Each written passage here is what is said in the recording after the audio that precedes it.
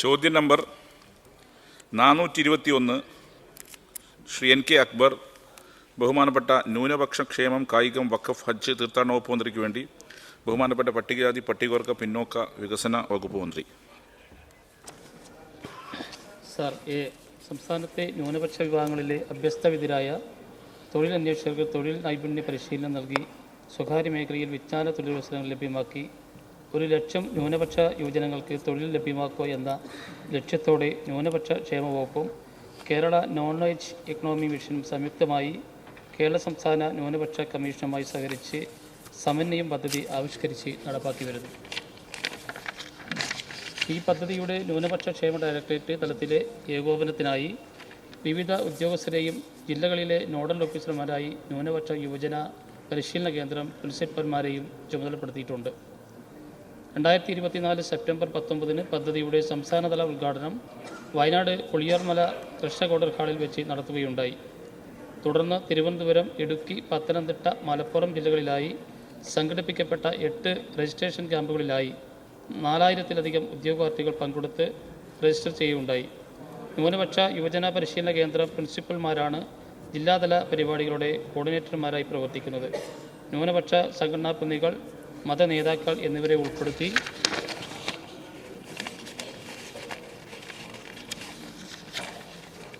സമിതി രൂപീകരിക്കുകയും അവരുടെ സംഘാടനത്തിൽ സമന്വയം രജിസ്ട്രേഷൻ നടത്തുകയുമാണ് ചെയ്തു വരുന്നത്. ന്യൂനപക്ഷ വിഭാഗങ്ങൾ നടത്തുന്ന വിദ്യാഭ്യാസ സ്ഥാപനങ്ങൾ കേന്ദ്രീകരിച്ച് ക്ലസ്റ്ററുകൾ രൂപീകരിച്ച് കേരള നോളജ് എക്കണോമി മിഷൻ്റെ നേതൃത്വത്തിൽ പരിശീലനം നൽകി രജിസ്ട്രേഷൻ ക്യാമ്പുകളും തൊഴിൽദാന ക്യാമ്പുകളും സംഘടിപ്പിക്കുന്നതിനാണ് ഈ പദ്ധതി വിഭാവനം ചെയ്തിട്ടുള്ളത്. ശ്രീ NK അക്ബർ. സാർ, ന്യൂനപക്ഷ വിഭാഗങ്ങളിലെ ഗവേഷണത്തിന് തയ്യാറെടുക്കുന്നതും മിനിസ്റ്റർ ഗവേഷണം നടത്തിക്കൊണ്ടിരിക്കുന്നതുമായ നിരവധി വിദ്യാർത്ഥികളുണ്ട്. സാമ്പത്തിക പരാധീനത കാരണം പല വിദ്യാർത്ഥികളും ബിരുദാനന്തര ബിരുദം കഴിഞ്ഞ് റിസർച്ച് പ്രോഗ്രാമുകളിൽ ചേരാറില്ല. അത്തരം വിദ്യാർത്ഥികളെ സഹായിക്കാനുള്ള പദ്ധതികൾ നിലവിലുണ്ടോ? യെസ്.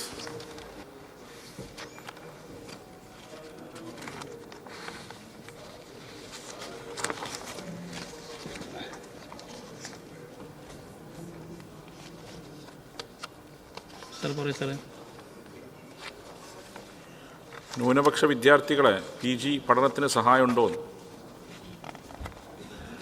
പറയൂ സാർ. ഇപ്പോൾ പറയാം.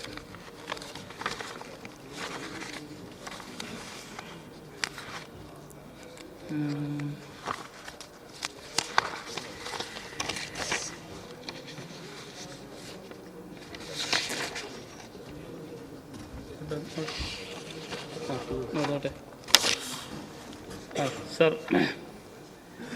UGC CSIR നെറ്റ് പരീക്ഷയ്ക്ക് പരിശീലനം നൽകുന്ന പദ്ധതി നിലവിലുണ്ട് സാർ. സ്ഥാപനങ്ങൾ മുഖാന്തരം വിദ്യാർത്ഥികളെ തിരഞ്ഞെടുത്ത് പരിശീലനം നൽകുകയാണ് ചെയ്യുന്നത്. ഈ പദ്ധതിയുടെ കീഴിൽ 23-24 വർഷം 1500 പേർക്ക് പരിശീലനം നൽകി. ഈ സാമ്പത്തിക വർഷം ഇതുവരെ 550 പേർക്ക് പരിശീലനം നൽകി കഴിഞ്ഞു. കേന്ദ്ര സർക്കാർ നൽകി വരുന്ന മൗലാന ആസാദ് നാഷണൽ ഫെലോഷിപ്പ് 2022-23 സാമ്പത്തിക വർഷം മുതൽ നിർത്തലാക്കിയത് ന്യൂനപക്ഷ ഗവേഷണ വിദ്യാർത്ഥികളുടെ ഉന്നത വിദ്യാഭ്യാസ സാധ്യതകളെ സാരമായി ബാധിച്ചിട്ടുണ്ട്. ഇത് പരിഹരിക്കുന്നതിനായി റെഗുലർ ഫുൾ ടൈം റിസർച്ച് പ്രോഗ്രാമുകൾ ചെയ്തുകൊണ്ടിരിക്കുന്ന ന്യൂനപക്ഷ സമുദായങ്ങളിൽ നിന്നുള്ള വിദ്യാർത്ഥികൾക്ക് ഫെലോഷിപ്പ് നൽകുന്നതിനുള്ള പുതിയ പദ്ധതി അടുത്ത സാമ്പത്തിക വർഷം മുതൽ ആരംഭിക്കുന്നുണ്ട്. ബിരുദാനന്തര ബിരുദം പൂർത്തിയാക്കി റെഗുലർ PhDക്ക് പ്രവേശനം നേടിയ വിദ്യാർത്ഥികൾ പദ്ധതിക്ക് അപേക്ഷിക്കാൻ അർഹരാണ്. UGC അംഗീകരിച്ച എല്ലാ സർവകലാശാലകളുടെയും സ്ഥാപനങ്ങളുടെയും ഈ പദ്ധതിയിൽ ഉൾപ്പെടുത്തിയിട്ടുണ്ട്. 2025-26 കാലയളവിൽ ഈ പദ്ധതിക്കായി 6 കോടി രൂപ വകയിരുത്തിയിട്ടുണ്ട് സാർ. Second question. സാർ, 3000 കോടി രൂപയുടെ ന്യൂനപക്ഷ സ്കോളർഷിപ്പാണ് കേന്ദ്ര ഗവൺമെൻറ് വെട്ടിക്കുറച്ചത്. എന്നിട്ട് UDF പ്രചരണം LDF സർക്കാർ ന്യൂനപക്ഷ സ്കോളർഷിപ്പ് വെട്ടിക്കുറച്ചതാണ്. എൻ്റെ ചോദ്യം, കേന്ദ്ര സർക്കാർ പ്രീ മെട്രിക് സ്കോളർഷിപ്പ് നിർത്തലാക്കിയതിനെ തുടർന്ന് സംസ്ഥാന സർക്കാർ 1 മുതൽ 8 വരെ ക്ലാസ്സുകളിലെ ന്യൂനപക്ഷ വിദ്യാർത്ഥികൾക്കായി ആരംഭിച്ച മാർഗദീപം സ്കോളർഷിപ്പിന് എത്ര അപേക്ഷ ലഭിച്ചു? സ്കോളർഷിപ്പ് അനുവദിക്കുന്നതിൻ്റെ മാനദണ്ഡം എന്താണ്? Yes minister. സർ, MLA ചൂണ്ടിക്കാണിച്ച് ശരിയാണ്. കേന്ദ്ര ഗവൺമെൻറ് 2.5 ലക്ഷത്തിലധികം വരുമാനമുള്ള കുട്ടികളുടെ എല്ലാ തരത്തിലുള്ള ആനുകൂല്യങ്ങളും ന്യൂനപക്ഷ വിഭാഗത്തിൻ്റെത് നിർത്തലാക്കിയിട്ടുണ്ട്. പക്ഷേ കേരള ഗവൺമെൻറ് ആ വരുമാന പരിധി കണക്കാക്കാതെ എല്ലാ കുട്ടികൾക്കും കൊടുക്കുന്നതിന് വേണ്ടിയിട്ടുള്ള നടപടി ഇപ്പോൾ സ്വീകരിച്ചു വരുന്നുണ്ട്. മാർഗദീപം പദ്ധതിയുടെ അടിസ്ഥാനത്തിലാണ് ഇത്തരം കുട്ടികൾക്ക് നമ്മൾ ഈ ആനുകൂല്യങ്ങൾ സ്കോളർഷിപ്പും അതായത് 1-ാം തരം മുതൽ 8-ാം തരം വരെയുള്ള ന്യൂനപക്ഷ വിദ്യാർത്ഥികൾക്ക് സ്കോളർഷിപ്പ് നൽകുന്ന നടപടിയാണ് സ്വീകരിച്ചു വരുന്നത്. 2,87,139 കുട്ടികൾക്ക് നമ്മൾ നിലവിൽ ഈ ആനുകൂല്യം നൽകി വരുന്നു sir. Yes, Shri M Naushad. Sir, ന്യൂനപക്ഷ വിഭാഗങ്ങളിൽപ്പെട്ട വിധവകളായ ഭർത്താവ് ഉപേക്ഷിക്കപ്പെട്ട സ്ത്രീകൾ സാമ്പത്തികമായി വളരെയേറെ ദുരിതത്തിലാണ്. പ്രത്യേകിച്ചും തീരദേശത്തുള്ള മത്സ്യത്തൊഴിലാളി കുടുംബങ്ങളിൽപ്പെട്ടവർ. അവർക്ക് മാന്യമായി ഉപജീവനം നടത്തുന്നതിനും സുരക്ഷിതമായ സാഹചര്യത്തിൽ ജീവിക്കുന്നതിനും വേണ്ടിയിട്ടുള്ള ഏതെല്ലാം പദ്ധതികൾ നിലവിലുണ്ട് വിശദീകരിക്കാമോ? Yes minister. സാർ, ഇവിടെ ഈ ഭർത്താവ് മരിക്കപ്പെട്ടതും അതേപോലെ തന്നെ ഉപേക്ഷിക്കപ്പെട്ടതുമായിട്ടുള്ള ഒട്ടനവധി സ്ത്രീ സമൂഹം നമ്മുടെ കേരളത്തിലുണ്ട്. അത്തരം ആൾക്കാരുടെ വിഷയം പരിഹരിക്കുന്നതിന് വേണ്ടിയിട്ട് നമ്മുടെ ഗവൺമെൻറ് നടപ്പാക്കുന്ന പദ്ധതിയാണ് ഇമ്പിച്ചി ബാബ ഭവന പുനരുദ്ധാരണ പദ്ധതി. ആ പദ്ധതിയിൽ ഉൾപ്പെടുത്തി നമ്മൾ 515 വീടുകൾ നമ്മൾ അത്തരം കുടുംബങ്ങൾക്ക് നിർമ്മിച്ച് കൊടുക്കാൻ വേണ്ടിയിട്ട് സാധിച്ചിട്ടുണ്ട്. അതേപോലെ തന്നെ ഇങ്ങനെയുള്ള യുവതികൾക്ക് സ്വയം തൊഴിൽ കണ്ടെത്തുന്നതിന് വേണ്ടിയിട്ട് കേരള സംസ്ഥാന ന്യൂനപക്ഷ വികസന കോർപ്പറേഷൻ പലതരത്തിലുള്ള സ്വയം സഹായ പദ്ധതികളും ആവിഷ്കരിച്ച് നടപ്പാക്കുന്നുണ്ട്. അതിൻ്റെ എല്ലാ തരത്തിലുള്ള സഹായങ്ങളും ഇത്തരം ഗുണഭോക്താക്കൾക്ക് ഗവൺമെൻറ് ലഭ്യമാക്കി വരുന്നു. Shri K J Maxy. Sir, Christian ന്യൂനപക്ഷങ്ങളുടെ വിദ്യാഭ്യാസ, സാമ്പത്തിക പിന്നോക്കാവസ്ഥ, ക്ഷേമം എന്നിവ സംബന്ധിച്ച പ്രശ്നങ്ങൾ പഠിക്കാനായി നിയോഗിച്ച ജസ്റ്റിസ് JB കോശി കമ്മീഷൻ സർക്കാർ റിപ്പോർട്ട് സമർപ്പിച്ചിരുന്നു. പ്രസ്തുത റിപ്പോർട്ടിൽ അന്തിമ നടപടികൾ സ്വീകരിച്ചിട്ടുണ്ടോ? റിപ്പോർട്ട് ലഭ്യമായതിനു ശേഷം സ്വീകരിച്ച നടപടികൾ എന്തെല്ലാമാണ്? Yes minister.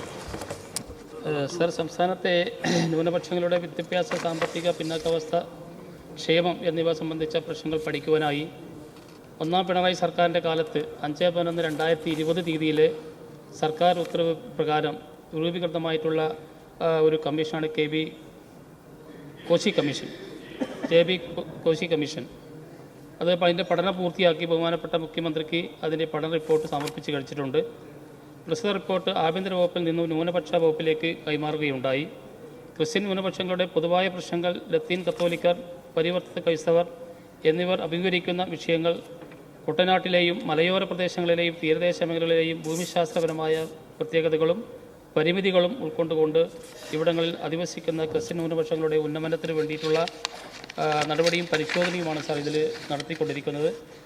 വിവിധ തലങ്ങളിൽ അവർ നേരിടുന്ന പ്രശ്നം പരിഹരിക്കാൻ വേണ്ടിയിട്ടുള്ള സമഗ്രമായ നിർദ്ദേശങ്ങൾ ഇതിൽ ഉൾക്കൊള്ളിച്ചിട്ടുണ്ട്. കമ്മീഷൻ ഉൾക്കൊള്ളിച്ച് സമർപ്പിച്ചിട്ടുണ്ട്. പ്രസ്തുത റിപ്പോർട്ടിൻ്റെ അധ്യായം 8-ൽ ക്രിസ്ത്യൻ ന്യൂനപക്ഷങ്ങൾ അനുഭവിക്കുന്ന വിദ്യാഭ്യാസ, സാമൂഹിക, സാമ്പത്തിക പിന്നാക്കാവസ്ഥ മറികടക്കുന്നതിനും ക്ഷേമം ഉറപ്പുവരുത്തുന്നതിനുമായി സർക്കാർ തലത്തിൽ നടപടികൾ സ്വീകരിച്ചു വരുന്നുണ്ട്. സാർ. ശ്രീമതി ദലീമ. സർ, കേരള സംസ്ഥാന ന്യൂനപക്ഷ വികസന ധനകാര്യ കോർപ്പറേഷൻ്റെ പ്രവർത്തനങ്ങൾ മെച്ചപ്പെടുത്തുന്നതിന് എന്തൊക്കെ നടപടികളാണ് സ്വീകരിച്ചിട്ടുള്ളത്? ഒരു ഹെഡ് ഓഫീസും 5 റീജിയണൽ ഓഫീസുകളും ആയി പ്രവർത്തിച്ചു വരുന്ന ധനകാര്യ കോർപ്പറേഷൻ്റെ ശാഖകൾ മറ്റ് ജില്ലകളിലേക്ക് വ്യാപിപ്പിക്കാൻ ഉദ്ദേശിക്കുന്നുണ്ടോ? സാർ, നടപടി കൂടുതൽ ശക്തിപ്പെടുത്തുന്നതിന് വേണ്ടിയിട്ടുള്ള നടപടിയാണ് ഇപ്പോൾ ഗവൺമെൻറ് സ്വീകരിച്ചിട്ടുള്ളത്. ഈ പറഞ്ഞ പോലെ ബാക്കി കേരളത്തിലെ എല്ലാ ജില്ലകളിലും ഇത്തരം കോർപ്പറേഷൻ ആരംഭിക്കുന്നതിന് വേണ്ടിയിട്ടുള്ള നടപടി ഇപ്പോൾ നിലവിൽ സ്വീകരിച്ചു കഴിഞ്ഞിട്ടുണ്ട്. ശ്രീ വിഷ്ണുനാഥ്. സർ, ഈ കേന്ദ്ര സർക്കാർ മൗലാന അബുൽ കലാം ആസാദ് സ്കോളർഷിപ്പ് ഇല്ലാതെയാക്കി. നമ്മളതെല്ലാം ഒരുമിച്ച് അതിനെ വിമർശിച്ചതാണ്. പക്ഷേ കഴിഞ്ഞ വർഷം കേന്ദ്ര സർക്കാർ ചെയ്തതുപോലെ തന്നെ സംസ്ഥാന ഗവൺമെൻറ് പ്ലാൻ സൈസ് 50% പരിമിതപ്പെടുത്തുകയോ വെട്ടിക്കുറയ്ക്കുകയോ ചെയ്തപ്പോൾ ന്യൂനപക്ഷ സ്കോളർഷിപ്പും അതിൻ്റെ അടിസ്ഥാനത്തിൽ 50% കണ്ട് ഓരോ സ്കോളർഷിപ്പിൻ്റെ എമൗണ്ട് വെട്ടിക്കുറയ്ക്കുന്ന സാഹചര്യം ഇവിടെ ഉണ്ടായി. സാർ, അത് ഒരു കാരണവശാലും നമുക്ക് ആവർത്തിക്കപ്പെടാൻ കഴിയുന്ന സാഹചര്യമല്ല. ഈ അധ്യയന വർഷവും സ്കോളർഷിപ്പുകൾ മുടങ്ങാതെ, ന്യൂനപക്ഷ സ്കോളർഷിപ്പുകൾ മുടങ്ങാതെ നൽകുമെന്ന് സഭയ്ക്ക് ഉറപ്പ് നൽകാൻ മന്ത്രിക്കാവുമോ? Yes minister. അതെ സാർ, ഇവിടെ സൂചിപ്പിച്ച കാര്യം ശരിയാണ്. അതിനു വേണ്ടിയിട്ട് 14/2/2025 ഉത്തരവ് പ്രകാരം ന്യൂനപക്ഷ ക്ഷേമ വകുപ്പ് മുഖേന നൽകി വരുന്ന വിവിധ സ്കോളർഷിപ്പ് പദ്ധതികളെ പ്ലാൻ പ്രയോറിറ്റൈസേഷൻ പദ്ധതിയിൽ നിന്നും ഒഴിവാക്കിയിട്ടുണ്ട്. സാർ, കൃത്യമായി കൊടുക്കുന്നതിന് വേണ്ടിയിട്ടാണ് ഗവൺമെൻറ് ആ നടപടി സ്വീകരിച്ചിട്ടുള്ളത്. 1 മുതൽ 8 വരെ ക്ലാസ്സുകളിലെ കുട്ടികൾക്കായി ഈ വർഷം മുതൽ ആരംഭിച്ച മാർഗ്ഗദീപം സ്കോളർഷിപ്പിന് 20 കോടി രൂപ വകയിരുത്തിയിട്ടുണ്ട്. സാർ, ഇതുൾപ്പെടെ 42 കോടി രൂപയാണ് സ്കോളർഷിപ്പുകൾക്കായി ആകെ അനുവദിച്ചിട്ടുള്ളത്. പല സ്കോളർഷിപ്പുകളും ഇതിനോടകം തന്നെ പൂർണ്ണമായും വിതരണം ചെയ്ത് കഴിഞ്ഞിട്ടുണ്ട്. 20 കോടി രൂപയ്ക്ക് മുകളിൽ ചെലവഴിച്ച് കഴിഞ്ഞു. ഒരാഴ്ചക്കകം ബാക്കി കൂടി കൊടുത്തു തീർക്കുന്നതിന് വേണ്ടിയിട്ടുള്ള നടപടിയാണ് ഇപ്പോൾ സ്വീകരിച്ച് വരുന്നത്. ശ്രീ പി മമ്മിക്കുട്ടി. മത ന്യൂനപക്ഷ വിഭാഗത്തിൽപ്പെടുന്ന വിദ്യാർത്ഥികളെ പ്രോത്സാഹിപ്പിക്കുന്നതിനും അവരുടെ തുടർ പഠനത്തിനും വേണ്ടിയുള്ള വിവിധങ്ങളായുള്ള പദ്ധതികൾ ആവിഷ്കരിച്ച് നടപ്പാക്കുന്നുണ്ട്. അക്കൂട്ടത്തിൽ തന്നെ കേരളത്തിലെ പ്രത്യേകിച്ച് വടക്കൻ ജില്ലകളിൽ ഉറുദു ഒന്നാം ഭാഷയായി പഠിക്കുന്ന ന്യൂനപക്ഷ വിദ്യാർത്ഥികൾ ധാരാളമുണ്ട്. അത്തരം വിദ്യാർത്ഥികളെ പ്രോത്സാഹിപ്പിക്കുന്നതിന് വേണ്ടി പ്രത്യേകമായ വല്ല പദ്ധതികളും ആവിഷ്കരിച്ചിട്ടുണ്ടോ, ആവിഷ്കരിക്കാൻ ഉദ്ദേശിക്കുന്നുണ്ട്? മിനിസ്റ്റർ. സർ, അത്തരം കുട്ടികളെ പ്രത്യേകിച്ച് പരിഗണന നമ്മൾ കൊടുക്കുന്നുണ്ട്. ഗവൺമെൻറ് ഒന്നാം ഉറുദു ഭാഷയായി പഠിച്ച് എല്ലാ വിഷയങ്ങൾക്കും A+ നേടിയ SSLC വിദ്യാർത്ഥികൾക്കും ഉറുദു രണ്ടാം ഭാഷയായി പഠിച്ച് എല്ലാ വിഷയങ്ങൾക്കും A+ നേടിയ ഹയർ സെക്കൻഡറി വിദ്യാർത്ഥികൾക്കും പ്രോത്സാഹനം എന്ന നിലയിൽ ക്യാഷ് അവാർഡ് നമ്മൾ നൽകി വരുന്നുണ്ട്. അത് ഇബ്രാഹിം സുലൈമാൻ സേട്ട് ഉറുദു സ്കോളർഷിപ്പ് എന്ന നിലയ്ക്കാണ് ആ പദ്ധതി വകുപ്പ് നടപ്പാക്കി വരുന്നത്. ചോദ്യം നമ്പർ 422 ശ്രീ IB സതീഷ്, ബഹുമാനപ്പെട്ട ഗതാഗത വകുപ്പ് മന്ത്രി. സാർ, ബാഹ്യ ഇടപെടലുകളില്ലാതെ വാഹനങ്ങളുടെ ഫിറ്റ്നസ് പരിശോധിക്കുന്നതിന് ഗതാഗത മേഖലയിൽ ഓട്ടോമേറ്റഡ് സംവിധാനം ഏർപ്പെടുത്തിയിട്ടുണ്ടെന്ന് അറിയിക്കുക. കേന്ദ്ര സർക്കാർ മാനദണ്ഡങ്ങൾ അനുസൃതമായി സംസ്ഥാന ഓട്ടോമേറ്റഡ് ഡ്രൈവിംഗ് സ്റ്റേഷനുകൾ സ്വകാര്യ മേഖലയിൽ build own operate revenue share model സ്ഥാപിക്കുന്നതിന് തീരുമാനിച്ചിട്ടുള്ളതും ഇത്തരത്തിൽ പുതിയ 19 ATS സ്ഥാപിക്കുന്നതിനുള്ള ടെൻഡർ നടപടികൾ പുരോഗമിച്ചു വരുന്നു. ഇത് ഓട്ടോമേറ്റഡ് ഡ്രൈവിംഗ് സെൻറ്റർ അടക്കമുള്ള ഒരു ദീർഘമായ ഉത്തരമാണ്. ടേബിൾ ചെയ്യാം, മറ്റു ചോദ്യങ്ങൾ ചോദിക്കാം.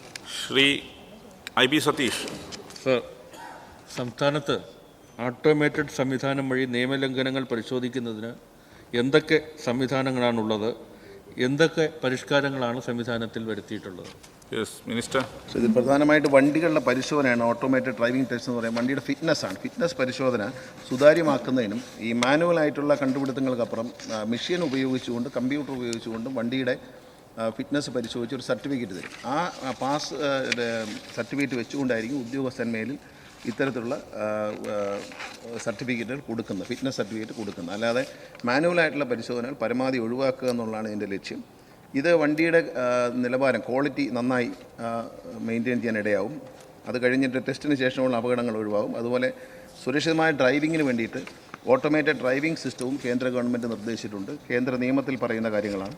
അത് ഘട്ടം ഘട്ടമായി അതുകൂടി നടപ്പിലാക്കി കഴിയുമ്പോൾ ഈ ലൈസൻസിങ് എളുപ്പമാവും. മാനുവൽ നടപടിക്രമങ്ങളിൽ ഓട്ടോമേറ്റഡായി ആക്കി മാറ്റും. അപ്പോൾ അതുകൊണ്ട് അപകടങ്ങൾ കുറയാനും നല്ല നിലവാരത്തിലുള്ള ലൈസൻസുകൾ ഉണ്ടാകുകയാവും. വണ്ടിയുടെ ഫിറ്റ്നസ് വളരെ കൃത്യതയുള്ളതായിരിക്കും ഈ ഓട്ടോമേറ്റഡായിട്ട് വരുമ്പോൾ. Second question. സർ, അപകടങ്ങൾ ഒഴിഞ്ഞ നിരത്തുകളും പുതിയ ഡ്രൈവിംഗ് സംസ്കാരവും കാലഘട്ടത്തിൻ്റെ ആവശ്യമാണ്. KSRTC തന്നെ ഡ്രൈവിംഗ് സ്കൂളുകൾ ആരംഭിച്ചത് ഈ ലക്ഷ്യം മുൻനിർത്തിയാണെന്നാണ് കരുതുന്നത്. പുതിയ ഡ്രൈവിംഗ് സ്കൂളുകൾ വഴി ഈ ലക്ഷ്യം കൈവരിക്കാനായിട്ടുണ്ടോ? ഉണ്ടായ മാറ്റങ്ങൾ എന്തൊക്കെയാണ്? മിനിസ്റ്റർ. സർ, KSRTCയുടെ ഡ്രൈവിംഗ് സ്കൂളുകളിൽ വളരെ നല്ല പ്രതികരണമാണുള്ളത്. ഏറ്റവും നല്ലൊരു സംവിധാനമാവുകയും തിയറി പഠിപ്പിക്കുക, പിന്നെ സിമുലേറ്ററിൽ പഠിപ്പിക്കുക, അതിനുശേഷം വണ്ടിയിൽ കയറ്റുക, വണ്ടിയുടെ ഉപകരണങ്ങളെക്കുറിച്ച് പരിശീലിപ്പിക്കുക, ഇങ്ങനെയുള്ള കാര്യങ്ങൾ KSRTC ഡ്രൈവിംഗ് സ്കൂള് മറ്റ് ഡ്രൈവിംഗ് സ്കൂളുകളിൽ നിന്ന് വളരെ വ്യത്യാസപ്പെടുകയാണ്. അപ്പോൾ ലൈസൻസ് എടുക്കുന്നവർ പിന്നീട് കൈതെളിയാൻ പണം ചിലവാക്കേണ്ടതില്ല. KSRTC ഡ്രൈവിംഗ് സ്കൂളിൽ നിന്ന് ഡ്രൈവിംഗ് ടെസ്റ്റ് കഴിഞ്ഞ് ലൈസൻസ് എടുത്തു കഴിഞ്ഞാൽ അവർക്ക് സുഖകരമായി അപ്പോൾ തന്നെ ലൈസൻസ് എടുത്ത ഉടനെ തന്നെ വണ്ടി, സ്വന്തം വാഹനം മെയിൻ റോഡിലേക്ക് ഓടിച്ചു പോകാൻ കഴിയുന്ന സാഹചര്യമുണ്ട്.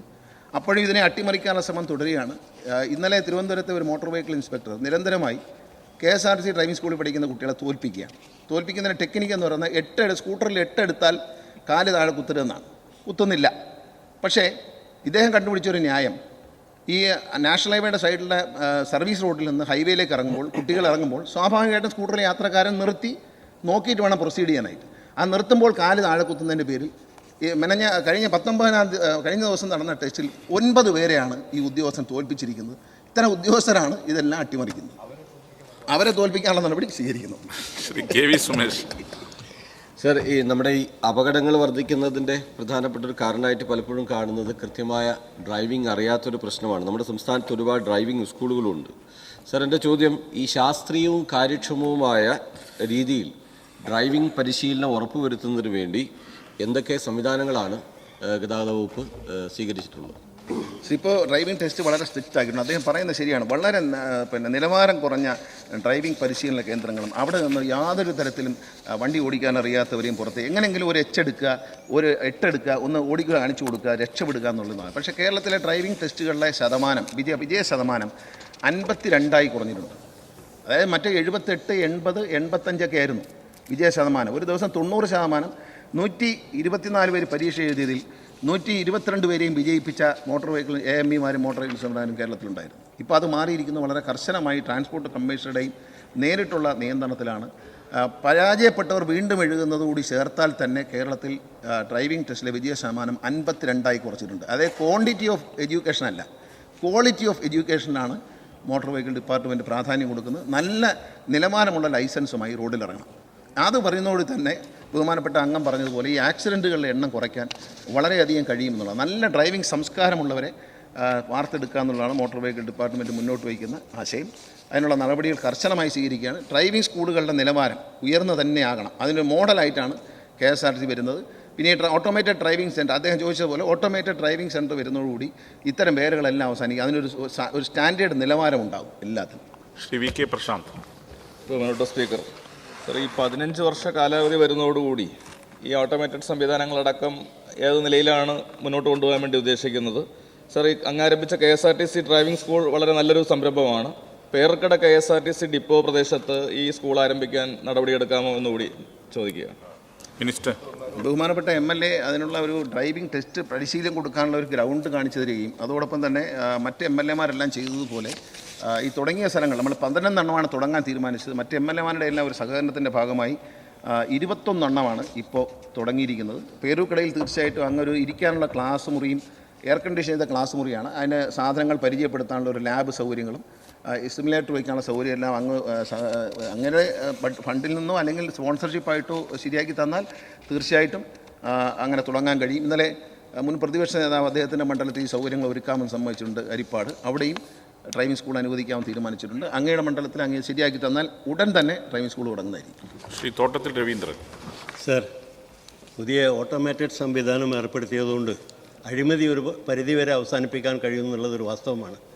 പക്ഷേ ഇന്ന് റോഡ് അപകടങ്ങൾ കൊണ്ട് നിരവധി ജീവനുകൾ പൊലിയുന്ന ഒരവസ്ഥ നമ്മുടെ മുമ്പാകെ ഉണ്ട്. അതിൽ ഒരു പദ്ധതി പുതിയതായിട്ട് സേഫ് കേരള പദ്ധതി എന്ന നിലയിൽ അവതരിപ്പിച്ചിട്ടുണ്ട്. നമുക്ക് ഈ എൻഫോഴ്സ്മെൻറ്റ് ശക്തിപ്പെടുത്തിയിട്ട് കർക്കശമായിട്ടുള്ള പരിശോധനകളല്ലാതെ വേറെ വഴിയില്ല. ഞാൻ മനസ്സിലാക്കുന്നത് ജീവനക്കാരുടെ കുറവുണ്ട്, അത് പരിഹരിക്കുന്നതിന് വല്ല നടപടികളും സ്വീകരിക്കുന്നുണ്ട്. ഈ കാര്യത്തിലൊരു ശക്തമായ ഇടപെടലുകൾ നമ്മുടെ മന്ത്രിയാണെങ്കിൽ നല്ല ഡ്രൈവിംഗ് എല്ലാം അറിയുന്ന ഒരു ആളാണ് അദ്ദേഹം. ഹെവി വെഹിക്കിൾ കൂടി ഓടിക്കുന്ന ഒരാളാണ്. അപ്പോൾ ആ കാര്യത്തിലൊന്ന് ശക്തമായ ഇടപെടലുകൾ നടത്തുമെന്നാണ് എൻ്റെ ചോദ്യം. Yes minister. Sir, motor vehicle ഡിപ്പാർട്ട്മെൻറ്റിൽ ഒഴിവുണ്ടായിരുന്ന മുഴുവൻ പോസ്റ്റുകൾ AMEമാരുടെ പോസ്റ്റിലേക്കുള്ള PSCക്ക് റിപ്പോർട്ട് ചെയ്യും. PSC അത് സെലക്ട് ചെയ്ത് അഡ്വൈസ് മെമ്മോ കൊടുത്തിട്ടുണ്ട്. അവരെ ട്രെയിനിങ്ങിലേക്ക് പ്രവേശിച്ചിരിക്കുകയാണ്. ട്രെയിനിങ് കഴിഞ്ഞ് വരുമ്പോൾ എല്ലായിടത്തും ഉണ്ടാകും. വാഹനങ്ങളുടെ കുറവുണ്ടായിരുന്നു, അത് പ്രത്യേകമായ നടപടി എടുത്തുകൊണ്ട് 72 വാഹനങ്ങൾ 20 വാഹനങ്ങൾ വാങ്ങിക്കഴിഞ്ഞു. ഇനി 52 വാഹനങ്ങൾ കൂടി വാങ്ങുകയാണ്. ഈ വാഹനങ്ങളിലെല്ലാം ഹൈടെക് ക്യാമറ വയ്ക്കുകയാണ്. വണ്ടിയുടെ മുന്നിൽ നടക്കുന്ന എല്ലാ ഒഫൻസുകളും റെക്കോർഡ് ചെയ്യാനായിട്ടുള്ള നടപടിയാണ്. ഇതിനെ റെക്കോർഡ് ചെയ്തിട്ട് ആ ഒഫൻസുകൾ മുഴുവൻ ചാർജ് ചെയ്യാൻ തീരുമാനിച്ചിട്ടുണ്ട്. നമ്മൾ കാണുന്ന അപകടങ്ങൾ അദ്ദേഹം കൂടി പ്രതിദാനം ചെയ്യുന്ന കോഴിക്കോട്, കണ്ണൂർ, കോഴിക്കോട്, കൊച്ചി, തൃശ്ശൂർ ഈ സ്ഥലങ്ങളിലെ പ്രൈവറ്റ് ബസ്സിൻ്റെ മത്സര ഓട്ടം കഴിഞ്ഞ ദിവസങ്ങളിൽ ഏറ്റവും കൂടുതൽ മരണം ഉണ്ടാക്കുന്നതായിട്ട് കാണുന്നുണ്ട്. അടിയന്തരമായി അവിടുത്തെ പോലീസ് കമ്മീഷണർമാരുമായി ട്രാൻസ്പോർട്ടിലെ ഉദ്യോഗസ്ഥരും ഞാനൊരു ഓൺലൈൻ മീറ്റിംഗ് ഫിക്സ് ചെയ്തിട്ടുണ്ട്. ആ മീറ്റിംഗ് ഇരുന്നതോടുകൂടി കർശനമായ നിലപാടെടുക്കുകയും ഇത്തരം അപകടകരമായി വണ്ടി ഓടിക്കുന്ന പ്രൈവറ്റ് ബസ്സുകാരെ ഈ മത്സര ഓട്ടം നിയന്ത്രിക്കാനുള്ള കർശന നടപടി സർക്കാർ നടത്താൻ തീരുമാനിച്ചിട്ടുണ്ട്. അതിൽ പോലീസ് വകുപ്പിൻ്റെയും മോട്ടോർ വകുപ്പിൻ്റെയും സഹകരണത്തോടെയായിരിക്കും ഈ നടന്നത്. ഈ പ്രധാനമായി ഈ 3 സ്ഥലങ്ങളിലാണ് നടത്താൻ ഉദ്ദേശിക്കുന്നത്. അദ്ദേഹം പറഞ്ഞതുപോലെ വളരെ ശക്തമായ എൻഫോഴ്സ്മെൻറ്റ് വരും. ഇനി മോട്ടോർ വെഹിക്കിൾ ഉദ്യോഗസ്ഥന്മാർക്ക് മോട്ടോർ സൈക്കിൾ കൊടുക്കുക. ഒരു ഡ്യൂട്ടിക്ക് 4-5 പേര് പോകേണ്ട കാര്യമില്ല, ഒരാൾ പോയാൽ മതി. അതുകൊണ്ട് മോട്ടോർ സൈക്കിൾ കൊടുക്കുകയാണ്. സാമ്പത്തിക ലാഭം കൂടിയുണ്ട്. അപ്പോൾ അതിലും ക്യാമറ പിടിപ്പിക്കും. അങ്ങനെ എൻഫോഴ്സ്മെൻറ്റ് ശക്തമാക്കാൻ തീരുമാനിച്ചു. Shri P. Ubaidullah. Sir, Malappuram RT ഓഫീസിൽ വരുന്ന 3 മാസത്തേക്ക് ഡ്രൈവിംഗ് ടെസ്റ്റിന് അപ്പോയിൻമെൻറ്റ് ലഭിച്ച 5256 പേരും യാതൊരുവിധ അപ്പോയിൻമെൻറ്റ് ലഭിക്കാതെ 10656 പേരും ലൈസൻസ് ടെസ്റ്റിനായി കാത്തു നിൽക്കുകയാണ്. 6 മാസത്തേക്കെങ്കിലും ഒരു ബാച്ച് കൂടി കിട്ടിയാലേ നിലവിലുള്ള അപേക്ഷകൾ തീർപ്പാക്കാൻ കഴിയും. നിലവിൽ മലപ്പുറത്ത് 4 മോട്ടോർ വെഹിക്കിൾ ഇൻസ്പെക്ടർമാരും 4 അസിസ്റ്റൻറ്റ് മോട്ടോർ വെഹിക്കിൾ ഇൻസ്പെക്ടർമാരുമാണുള്ളത്. ഒരു മോട്ടോർ വെഹിക്കിൾ ഇൻസ്പെക്ടറെയും അസിസ്റ്റൻറ്റ് മോട്ടോർ വെഹിക്കിൾ ഇൻസ്പെക്ടറെയും മറ്റേതെങ്കിലും ഓഫീസിൽ നിന്ന് താൽക്കാലികമായി വർക്കിംഗ് അറേഞ്ച്മെൻറ്റിലെങ്കിലും 6 മാസത്തേക്ക് പോസ്റ്റ് ചെയ്താൽ മാത്രമേ മലപ്പുറത്തെ പെൻഡിങ് തീർക്കാൻ പറ്റുള്ളൂ. ഇതിനാവശ്യമായ നടപടി സ്വീകരിക്കണം. മലപ്പുറത്തെ പെൻഡിങ് സർ, ഡ്രൈവിംഗ് ടെസ്റ്റിൽ മാത്രമല്ല മലപ്പുറം ഡിസ്ട്രിക്റ്റിലെ ഓഫീസുകളിൽ വലിയ ഒരു പെൻഡൻസി എല്ലാ കാര്യത്തിലും കിടക്കുകയാണ്. അപ്പം പ്രധാനപ്പെട്ട 5 സേവനങ്ങൾ ഓഫീസുകൾ ഡിവൈഡ് ചെയ്ത് കേരളത്തിലെ കഴിഞ്ഞ ദിവസം സഭയിൽ ഞാൻ പറഞ്ഞിരുന്നതാണ്, ഡിവൈഡ് ചെയ്ത് കൊടുക്കുന്നതോടെ ക്ലറിക്കൽ സ്റ്റാഫിൻ്റെ വർക്ക് ലോഡ് അങ്ങ് ഒഴിവാകും, പരിപൂർണ്ണമായിട്ട് ഒഴിവാകും. ഒരു ക്ലറിക്കൽ സ്റ്റാഫിന് പരമാവധി ഒരു 5 ഫയൽ കൂടുതൽ കാണില്ല ഒരു ദിവസം. അതോടൊപ്പം തന്നെ അദ്ദേഹം പറഞ്ഞ പോലെ ഒരു ബാച്ചിനെ നമ്മൾ വെച്ചിട്ടുണ്ട്, ഉദ്യോഗസ്ഥരെ വെച്ച് ഡ്രൈവിംഗ് ടെസ്റ്റിൻ്റെ എണ്ണം കൂട്ടിയിട്ടുണ്ട്. ഇനിയും അഡീഷണലായിട്ട് അനുവദിക്കാൻ തയ്യാറാണ്. എൻഫോഴ്സ്മെൻറ്റിൽ നിന്ന് ഉദ്യോഗസ്ഥരെ നിയമിക്കാം. അതുപോലെ ട്രാൻസ്പോർട്ട് കമ്മീഷണർക്ക് കഴിഞ്ഞ ദിവസം നിർദ്ദേശം കൊടുത്തു. ഏറ്റവും ബാക്ക്ഗ്രൗണ്ട് ഉള്ള 2 ജില്ലകൾ മലപ്പുറം ജില്ലയും തൃശ്ശൂർ ജില്ലയാണ്.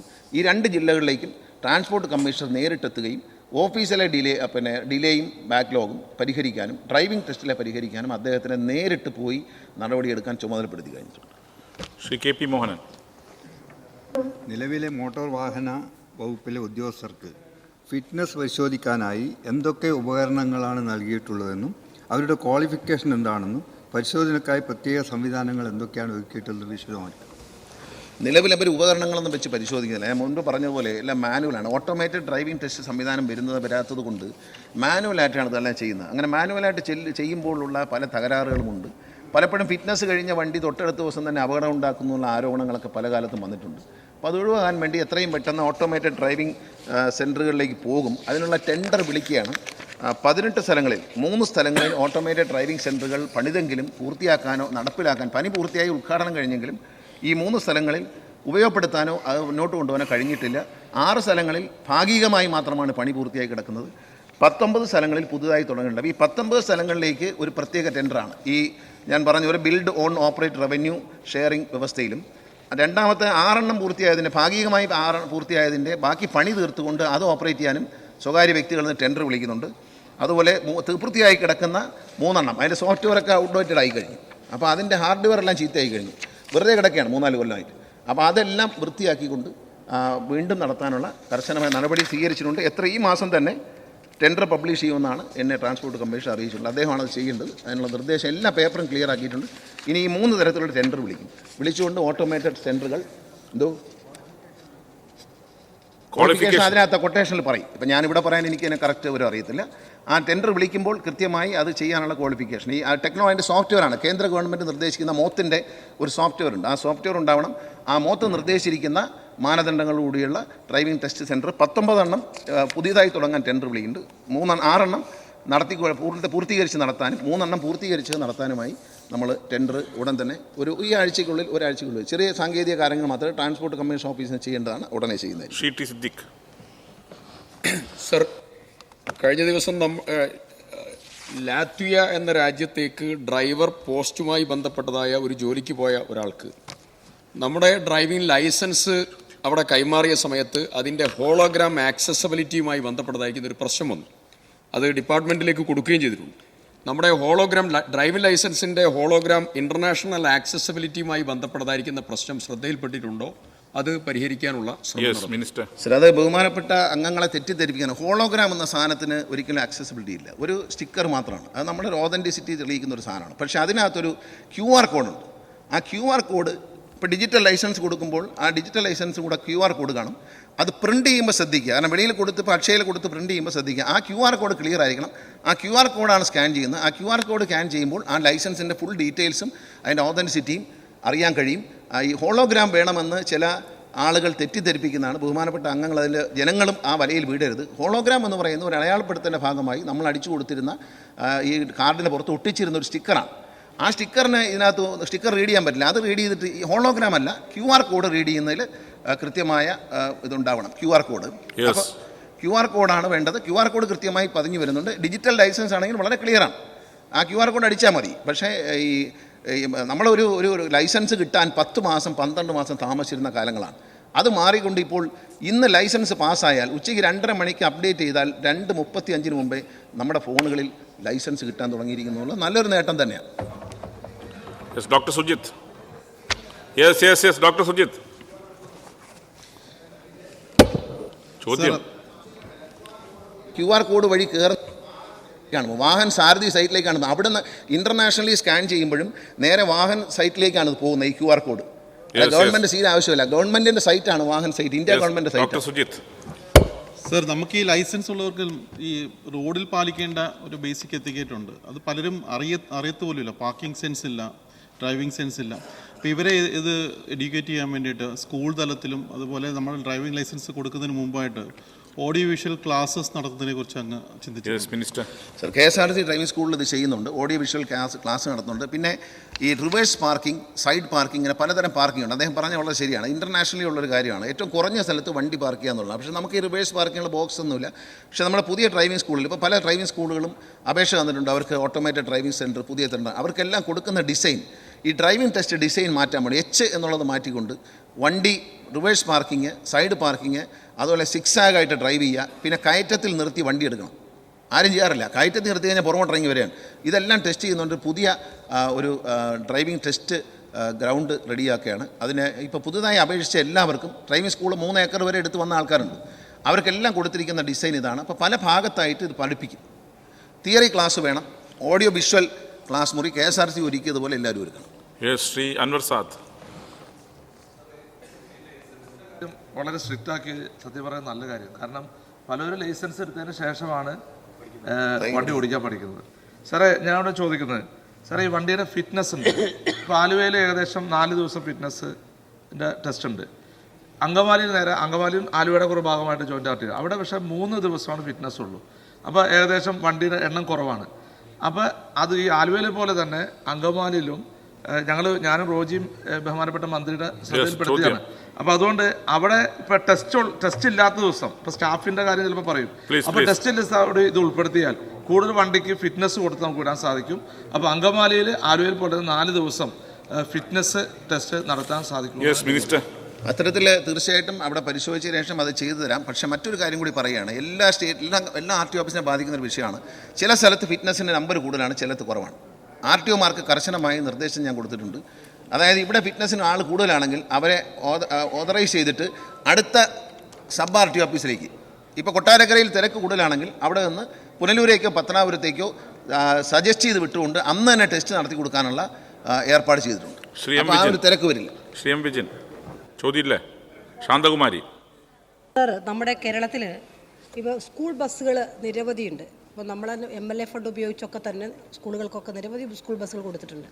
സ്കൂൾ ബസ്സുകളുടെ ഫിറ്റ്നസ്സുമായി ബന്ധപ്പെട്ട് എന്തെങ്കിലും പ്രത്യേകമായിട്ടുള്ള സംവിധാനം ഇക്കാര്യത്തിൽ ഒരുക്കുന്നുണ്ടോ എന്ന് അദ്ദേഹം വിശദീകരിക്കാമോ സാർ? സാർ, സ്കൂൾ ബസ്സിൻ്റെ ഫിറ്റ്നസ് വളരെ പ്രധാനപ്പെട്ടതാണ്. നമ്മൾ ഈ കോവിഡിൻ്റെ കാലത്ത് ഒരു പ്രശ്നം ഉണ്ടായിരുന്നു. ഡിസംബറിലാണ് ആദ്യം ഫിറ്റ്നസ് ചെയ്യുന്നത്. അപ്പോൾ ഒരു സ്കൂൾ ബസ് ഡിസംബറിലും മെയ്യിലും ഫിറ്റ്നസ് ചെയ്യേണ്ട ഒരു അവസ്ഥയുണ്ടായിരുന്നു. അത് മാറ്റിയിട്ടുണ്ട്. ഇത്തവണ ഈ മെയ് മാസത്തിൽ എല്ലാ ബസ്സുകളും ജൂൺ 1 സ്കൂൾ തുറക്കുമ്പോൾ എല്ലാ ബസ്സുകളും ഫിറ്റ്നസ് ചെയ്യണം.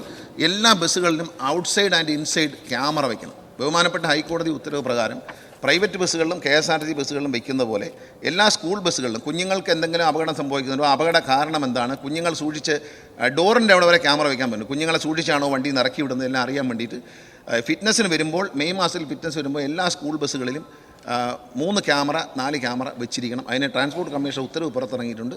ഫിറ്റ്നസ് വളരെ കൃത്യമായി സ്കൂൾ ബസ്സിൻ്റെ കാര്യത്തിൽ നോക്കും. ജൂൺ 1 മുമ്പ് എല്ലാ സ്കൂൾ ബസ്സുകളും ഫിറ്റ്നസ് ചെയ്തു കൊടുക്കും. ചോദ്യം നമ്പർ 423 ശ്രീ പ്രൊഫസർ ആബിദ് ഹുസൈൻ തങ്ങളെ ചുമതലപ്പെടുത്തിയ പ്രകാരം ശ്രീ TV ഇബ്രാഹിം, ബഹുമാനപ്പെട്ട ഉന്നത വിദ്യാഭ്യാസം സാമൂഹ്യനീതി വകുപ്പ് മന്ത്രി. മിനിസ്റ്റർ. സംസ്ഥാനത്തിനകത്തും പുറത്തും പ്രവർത്തിക്കുന്ന വിദ്യാഭ്യാസ കൺസൾട്ടൻസികൾ മുഖേന കബളിപ്പിക്കപ്പെട്ടതായി അറിയിച്ചുകൊണ്ട് വിദ്യാർത്ഥികളുടെ പരാതി ലഭിച്ചിട്ടുണ്ട്. കൂടാതെ സംസ്ഥാനത്തെ വിദ്യാഭ്യാസ കൺസൾട്ടൻസികൾ വിദ്യാർത്ഥികളെ ചൂഷണം ചെയ്യുന്നതുമായി ബന്ധപ്പെട്ട് ശ്രീ MK തോമസ് ഫയൽ ചെയ്ത കേസിൽ കേരള ഹൈക്കോടതി നിർദ്ദേശിച്ച പ്രകാരം സംസ്ഥാനത്തെ വിദ്യാഭ്യാസ കൺസൾട്ടൻസികളുടെ പ്രവർത്തനങ്ങൾ നിയന്ത്രിക്കുന്നതിന് പ്രത്യേക നിയമനിർമ്മാണം നടത്തുന്ന വിഷയത്തിൽ സമഗ്രമായ പഠനം നടത്തുന്നതിനായി Kerala digital university vice chancellor doctor Saji Gopinath അധ്യക്ഷനായി കേരള സംസ്ഥാന ഉന്നത വിദ്യാഭ്യാസ കൗൺസിൽ 3-അംഗ വിദഗ്ധ സമിതി രൂപീകരിച്ചിരുന്നു. വിദഗ്ധ സമിതിയുടെ റിപ്പോർട്ടിനെ ആധാരമാക്കി തയ്യാറാക്കിയ കരട് ബില്ല് പരിശോധിച്ചു വരുന്നു. ഇത് അന്തിമഘട്ടത്തിലാണ്. അടുത്ത സെഷനിൽ അത് ബില്ല് അവതരിപ്പിക്കാൻ കഴിയുമെന്ന് പ്രതീക്ഷിക്കുന്നു. ശ്രീ പ്രൊഫസർ ആബിദ് ഹുസൈൻ തങ്ങൾ ചുമതലപ്പെടുത്തിയ പ്രകാരം ശ്രീ TV ഇബ്രാഹിം. സർ, മെച്ചപ്പെട്ട ജീവിത നിലവാരവും മികച്ച ജോലി സാധ്യതകളും നേടി കേരളത്തിലെ ആയിരക്കണക്കിന് വിദ്യാർത്ഥികളാണ് പല വിദേശ രാജ്യങ്ങളിലേക്കും വിദ്യാഭ്യാസത്തിനായി വർഷം തോറും കുടിയേറുന്നത്. ബാങ്കുകളിൽ നിന്നും വായ്പ കൂടി ലഭ്യമാക്കുന്നത് ഇവർക്ക് വേഗത്തിൽ വിദേശ സർവകലാശാലയിൽ ചേരുന്നതിന് സാധ്യത കൂടുകയാണ്. ഇത് മുതലെടുത്ത് വിദേശ രാജ്യങ്ങൾ അഡ്മിഷൻ ശരിയാക്കി കൊടുക്കുന്ന ഒട്ടേറെ റിക്രൂട്ടിംഗ് ഏജൻസികളും അവരുടെ ഏജന്റുമാരും നമ്മുടെ ക്യാമ്പസുകളിൽ പോലും കടന്നു വരികയാണ്. വിദേശത്താകട്ടെ കേരളമടക്കമുള്ള ഇന്ത്യൻ വിദ്യാർത്ഥികളെ തള്ളിക്കയറ്റം കൊണ്ട് ഒട്ടേറെ ഗുണമേന്മയില്ലാത്ത വിദ്യാഭ്യാസ സ്ഥാപനങ്ങളും പ്രവർത്തിച്ചു വരികയാണ്. അത്തരം സ്ഥാപനങ്ങളിൽ നിന്ന് ബിരുദമെടുത്ത് അവിടെയോ നമ്മുടെ നാട്ടിലോ ജോലി നേടാൻ കഴിയാതെ ചതിക്കപ്പെടുകയും ചെയ്യുന്ന ധാരാളം കേസുകൾ നമ്മുടെ നാട്ടിൽ റിപ്പോർട്ട് ചെയ്യപ്പെടുന്നു. ഇത്തരം റിക്രൂട്ട് ഏജൻസികളും അവരുടെ ഏജന്റുമാരും നമ്മുടെ നാട്ടിലെ ക്യാമ്പസുകളിൽ വന്നാണ് കുട്ടികളെ ക്യാൻവാസ് ചെയ്യുന്നത്. ക്യാമ്പസുകളിലെ പല പരിപാടികളും സ്പോൺസർ ചെയ്യുന്ന പോലും കോളേജ് യൂണിയനുകളുടെ പരിപാടികൾ പോലും സ്പോൺസർ ചെയ്യുന്നത് ഈ ഏജൻസികളാണ്. ഈ ആധുനിക കാലത്ത് അനുയോജ്യമായ ഉപരിപഠന സാധ്യത നമ്മുടെ നാട്ടിൽ ഒരുക്കുകയും വിദേശത്ത് പ്രവർത്തിക്കുന്ന ഗുണമേന്മയുള്ളതും ഇല്ലാത്തതുമായ സ്ഥാപനങ്ങളുടെയും കോഴ്സുകളെയും കുറിച്ച് വിദ്യാർത്ഥികൾക്കിടയിൽ അവബോധമുണ്ടാക്കുന്നതിനും വേണ്ടി നമ്മുടെ ക്യാമ്പസുകളിൽ സാഹചര്യമുണ്ടാക്കുമോ സർ? സർ, ഗ്ലോബലൈസേഷൻ്റെ കാലമാണ്. നമ്മുടെ രാജ്യങ്ങളുടെ ബൗണ്ടറീസ് അസംഗതമാകുകയും വളരെ വേഗത്തിൽ രാജ്യാന്തര സഞ്ചാരം സാധ്യമാവുകയും ചെയ്യുന്ന അവസ്ഥയുണ്ട്. കമ്മ്യൂണിക്കേഷൻ ടെക്നോളജിയുടെ അഭൂതപൂർവമായിട്ടുള്ള വളർച്ചയുടെ ഭാഗമായിട്ട് വിവിധ രാജ്യങ്ങളിലെ മെച്ചപ്പെട്ട അവസരങ്ങളെക്കുറിച്ച് വിദ്യാർത്ഥികൾക്ക് കൂടുതലായിട്ട് അറിയാനുള്ള സാധ്യതയുണ്ട്. എയർലൈൻസുകളും എഡ്യൂക്കേഷണൽ ലോണുകളുടെ അവൈലബിലിറ്റിയും ഈ ഗ്ലോബലൈസേഷൻ്റെ കാലത്ത് വളരെയധികം വർദ്ധിച്ചിട്ടുണ്ട്. ഇതിൻ്റെയൊക്കെ ഭാഗമായിട്ട് സ്റ്റുഡൻറ്റ് മൈഗ്രേഷനും എല്ലാ രാജ്യങ്ങളിലും സംഭവിച്ചുകൊണ്ടിരിക്കുന്നുണ്ട്, കൂടുതലായിക്കൊണ്ടിരിക്കുന്നുണ്ട്. ഇന്ത്യയിലും വിവിധ സംസ്ഥാനങ്ങളിൽ നിന്ന് അത്തരത്തിലുള്ള കുടിയേറ്റം നടക്കുന്നുണ്ട്.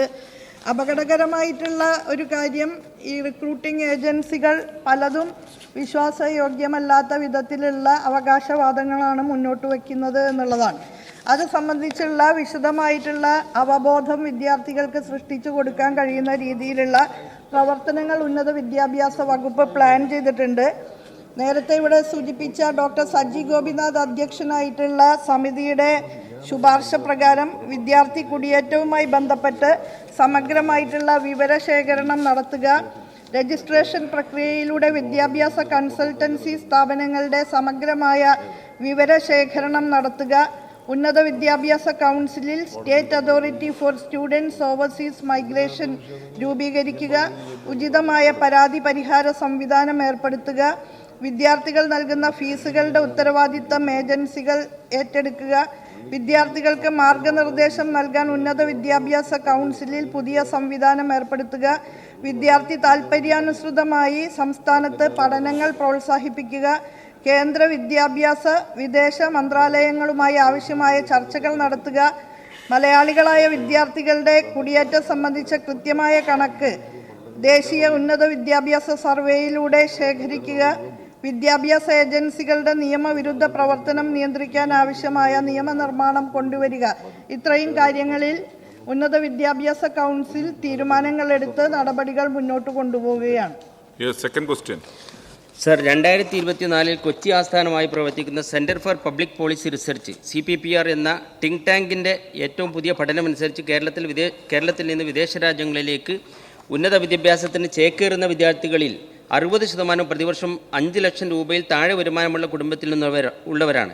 ഇവരെ അങ്ങോട്ട് ആകർഷിക്കുന്നത് അവിടെയുള്ള ജോലി സാധ്യതയും അതുപോലെ തന്നെ നൈപുണ്യ വികസനത്തിന് ആവശ്യമായിട്ടുള്ള വിദ്യാഭ്യാസവും അവിടെ ഉണ്ട് എന്നുള്ളതാണ്. അതുകൊണ്ട് ഈ ബഹുമാനപ്പെട്ട മന്ത്രി ഇവിടെ പറഞ്ഞിരിക്കുന്ന ഈ കമ്മിറ്റി, സജി ഗോപിനാഥ് അധ്യക്ഷനായിട്ടുള്ള ഈ കമ്മിറ്റി ഈ കുട്ടികളെ അങ്ങോട്ട് പോകാതിരിക്കാൻ ആവശ്യമായുള്ള നമ്മുടെ നൈപുണ്യ വിദ്യാഭ്യാസം വികസിപ്പിക്കുന്നതിനും ന്യൂജൻ കോഴ്സുകൾ നമ്മുടെ ക്യാമ്പസുകളിലും കോളേജുകളിലും തുടങ്ങുന്നതിന് ആവശ്യമായ പദ്ധതികൾ കൂടി ഉൾപ്പെടുത്തി റിപ്പോർട്ട് സമർപ്പിക്കുമോ? തീർച്ചയായും. ഇതിനകം തന്നെ ഉന്നത വിദ്യാഭ്യാസ കൗൺസിൽ സ്റ്റഡി ഇൻ കേരള പദ്ധതി നല്ല നിലയിൽ ആരംഭിച്ച് മുന്നോട്ട് കൊണ്ടുപോയിട്ടുണ്ട്. കഴിഞ്ഞ 4 വർഷക്കാലത്തിനിടയ്ക്ക് കേരളത്തിലെ ഉന്നത വിദ്യാഭ്യാസ മേഖലയെ ശാക്തീകരിക്കുന്നതിന് ഫലപ്രദമായ ഇടപെടലുകളാണ് സർക്കാർ നടത്തിയിട്ടുള്ളത്.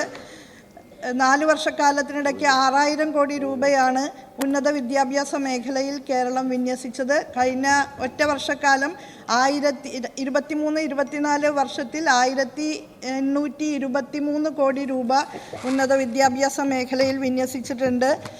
നല്ല നിലയിലുള്ള നിർമ്മാണ പ്രവർത്തനങ്ങൾ പൂർത്തീകരിച്ച് മികച്ച അക്കാദമിക് കോംപ്ലക്സുകളും ലാബ് കോംപ്ലക്സുകളും അഡ്മിനിസ്ട്രേറ്റീവ് ബ്ലോക്കുകളും ലൈബ്രറികളുമെല്ലാം വിവിധ ഹയർ എഡ്യൂക്കേഷൻ ഇൻസ്റ്റിറ്റ്യൂഷൻസിൽ സാധ്യമാക്കാൻ കഴിഞ്ഞിട്ടുണ്ട്. കേരള യൂണിവേഴ്സിറ്റിയിലും MG യൂണിവേഴ്സിറ്റിയിലും കുസാറ്റിലുമൊക്കെയുള്ള ലബോറട്ടറി കോംപ്ലക്സുകൾ ഇന്ന് സൗത്ത് ഇന്ത്യയിലെ തന്നെ ഏറ്റവും മികച്ച സംവിധാനങ്ങളായി മാറിയിരിക്കുകയാണ്. ഇൻ്റർനാഷണൽ ഹോസ്റ്റലുകൾ ഉൾപ്പെടെ ഹോസ്റ്റൽ മുറികളുടെ എണ്ണം വർദ്ധിപ്പിക്കാനുള്ള നടപടികളും സ്വീകരിച്ചിട്ടുണ്ട്. ഇതിൻ്റെയൊക്കെ ഭാഗമായിട്ട് ബഹുമാനപ്പെട്ട മുഖ്യമന്ത്രി സഭയ്ക്കകത്തും പുറത്തും പ്രഖ്യാപിച്ചിട്ടുള്ളതുപോലെ കേരളത്തെ ഉന്നത വിദ്യാഭ്യാസ മേഖലയുടെ ഒരു ഇൻ്റർനാഷണൽ ഹബ്ബാക്കി മാറ്റുക എന്ന ലക്ഷ്യം തന്നെയാണ് നാം ഏറ്റെടുത്തിട്ടുള്ളത്.